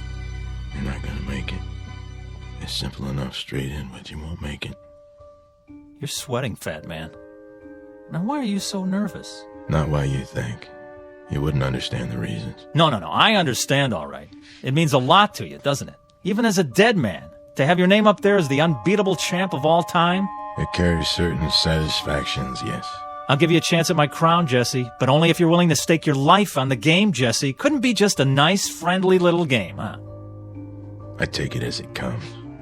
To you, pool is not a nice, friendly game. It's a win-at-any-price affair. I saw that right off, and I acted accordingly. But it didn't do you any good. Didn't it? I've made this shot hundreds of times. Not when your life depended on it. Is this some more of your gamesmanship? I've been studying you, Jesse. I've gone up against dozens like you. Pressure is what separates the champions from the also-rans. I've seen men who could shoot brilliant pool, but they were duds when the stakes were high. That's why I insisted we play for something big. What does it matter to you if I win or not? Afraid I'll take your place? Is that it? Did people stop talking about Dempsey when Joe Louis came along? Did Beethoven replace Bach? No. He wouldn't replace me. Then why? Someone has to keep the flame. Someone has to weed out those who haven't got what it takes. The champions, the legends, they serve a purpose. To be a challenge and an incentive. I don't need a challenge. Everyone needs a challenge, Jesse. Someone great out of the past to say, match what I've done, boy, and make it better. That's true of all walks of life. Music, politics, sports, you name it. Musicians all over the world have been better because of Bach and Beethoven and Mozart. There's a man in the White House who can look out his window and see the Washington Monument and the Lincoln Memorial. Don't you think it helps him to be a better president? Yeah, but a game of pool? Anyone who tries to be good at anything finds himself in your shoes. He finds himself faced with a legend. And when he can't measure up to the legend, he fades away, he dies, and is forgotten. I'm only a pool player, Jesse, but I'm the best. No, you were the best. No man gets past me unless he has what it takes. And you don't think I have it? There's still one ball on the table, and it's taken you a mighty long time to get at it. You wouldn't believe this, Jesse, but personally, I'd like to see you win. Yeah. Yeah, I've only been doing my job. Stand back and give me some elbow room. Wait, Jesse. Oh, no. I've been waiting too long. Before you shoot, think about one thing. What? Sink that ball and you may win more than you bargained for. You're wasting your breath. Don't you get it? There's nothing you can do to stop me now. Nothing. Sorry, I was required to say that. Something along the lines of a disclaimer. Well, what are you waiting for? Not a thing.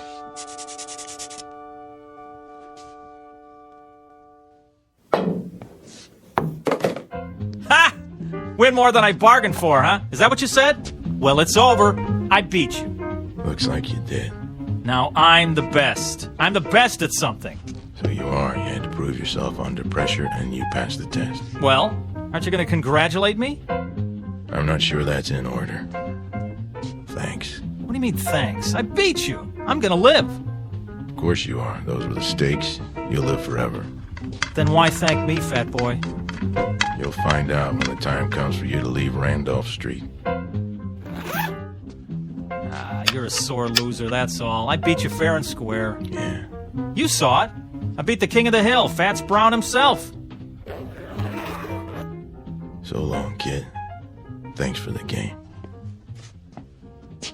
Me, Jesse Cardiff. Now I'm the best. And I'm going to stay the best, because nobody's ever going to take it away from me. Not ever. From now on, it's me, Jesse Cardiff. You hear that, world? Jesse Cardiff. Jesse Cardiff. Jesse Cardiff.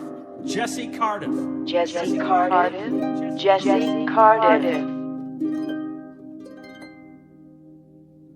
Jesse Cardiff. Jesse Cardiff. Yeah. Report at once to Mason's Pool Hall, Sandusky, Ohio. Mr. Jesse Cardiff. You're needed. Yeah, I'm on my way.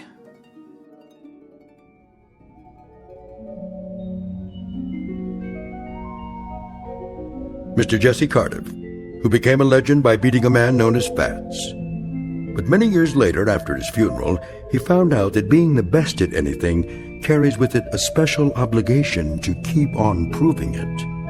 Mr. Fats Brown, on the other hand, having relinquished his champion's medal, has gone fishing. These are the ground rules on Earth and in the Twilight Zone.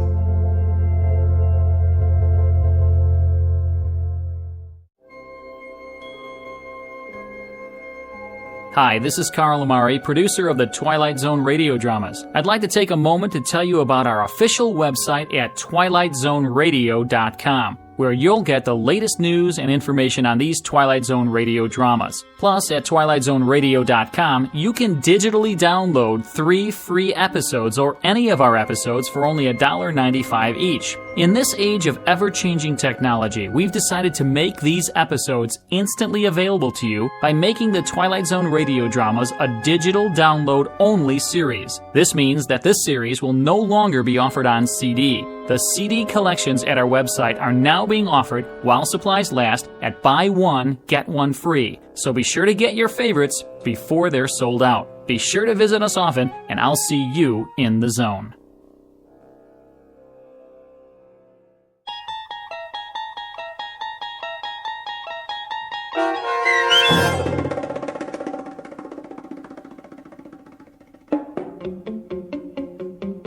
A Game of Pool, starring Wade Williams with Stacy Keach as your narrator, was adapted for radio by Dennis Etchison and Joby Cerny, and written for The Twilight Zone by George Clayton Johnson. Heard in the cast were Craig Brawley, Doug James, Roderick Peoples, Sandra Delgado, and Linda Ryder. This copyrighted radio series is produced and directed by Carl Amari for Falcon Picture Group. Sound design and custom Foley effects for The Twilight Zone by Cerny American creatives Bob Benson, Craig Lee, Michael Slaybach, and Matt Sorrow. To learn more about the Twilight Zone radio dramas and to contact us, visit our official website at twilightzoneradio.com.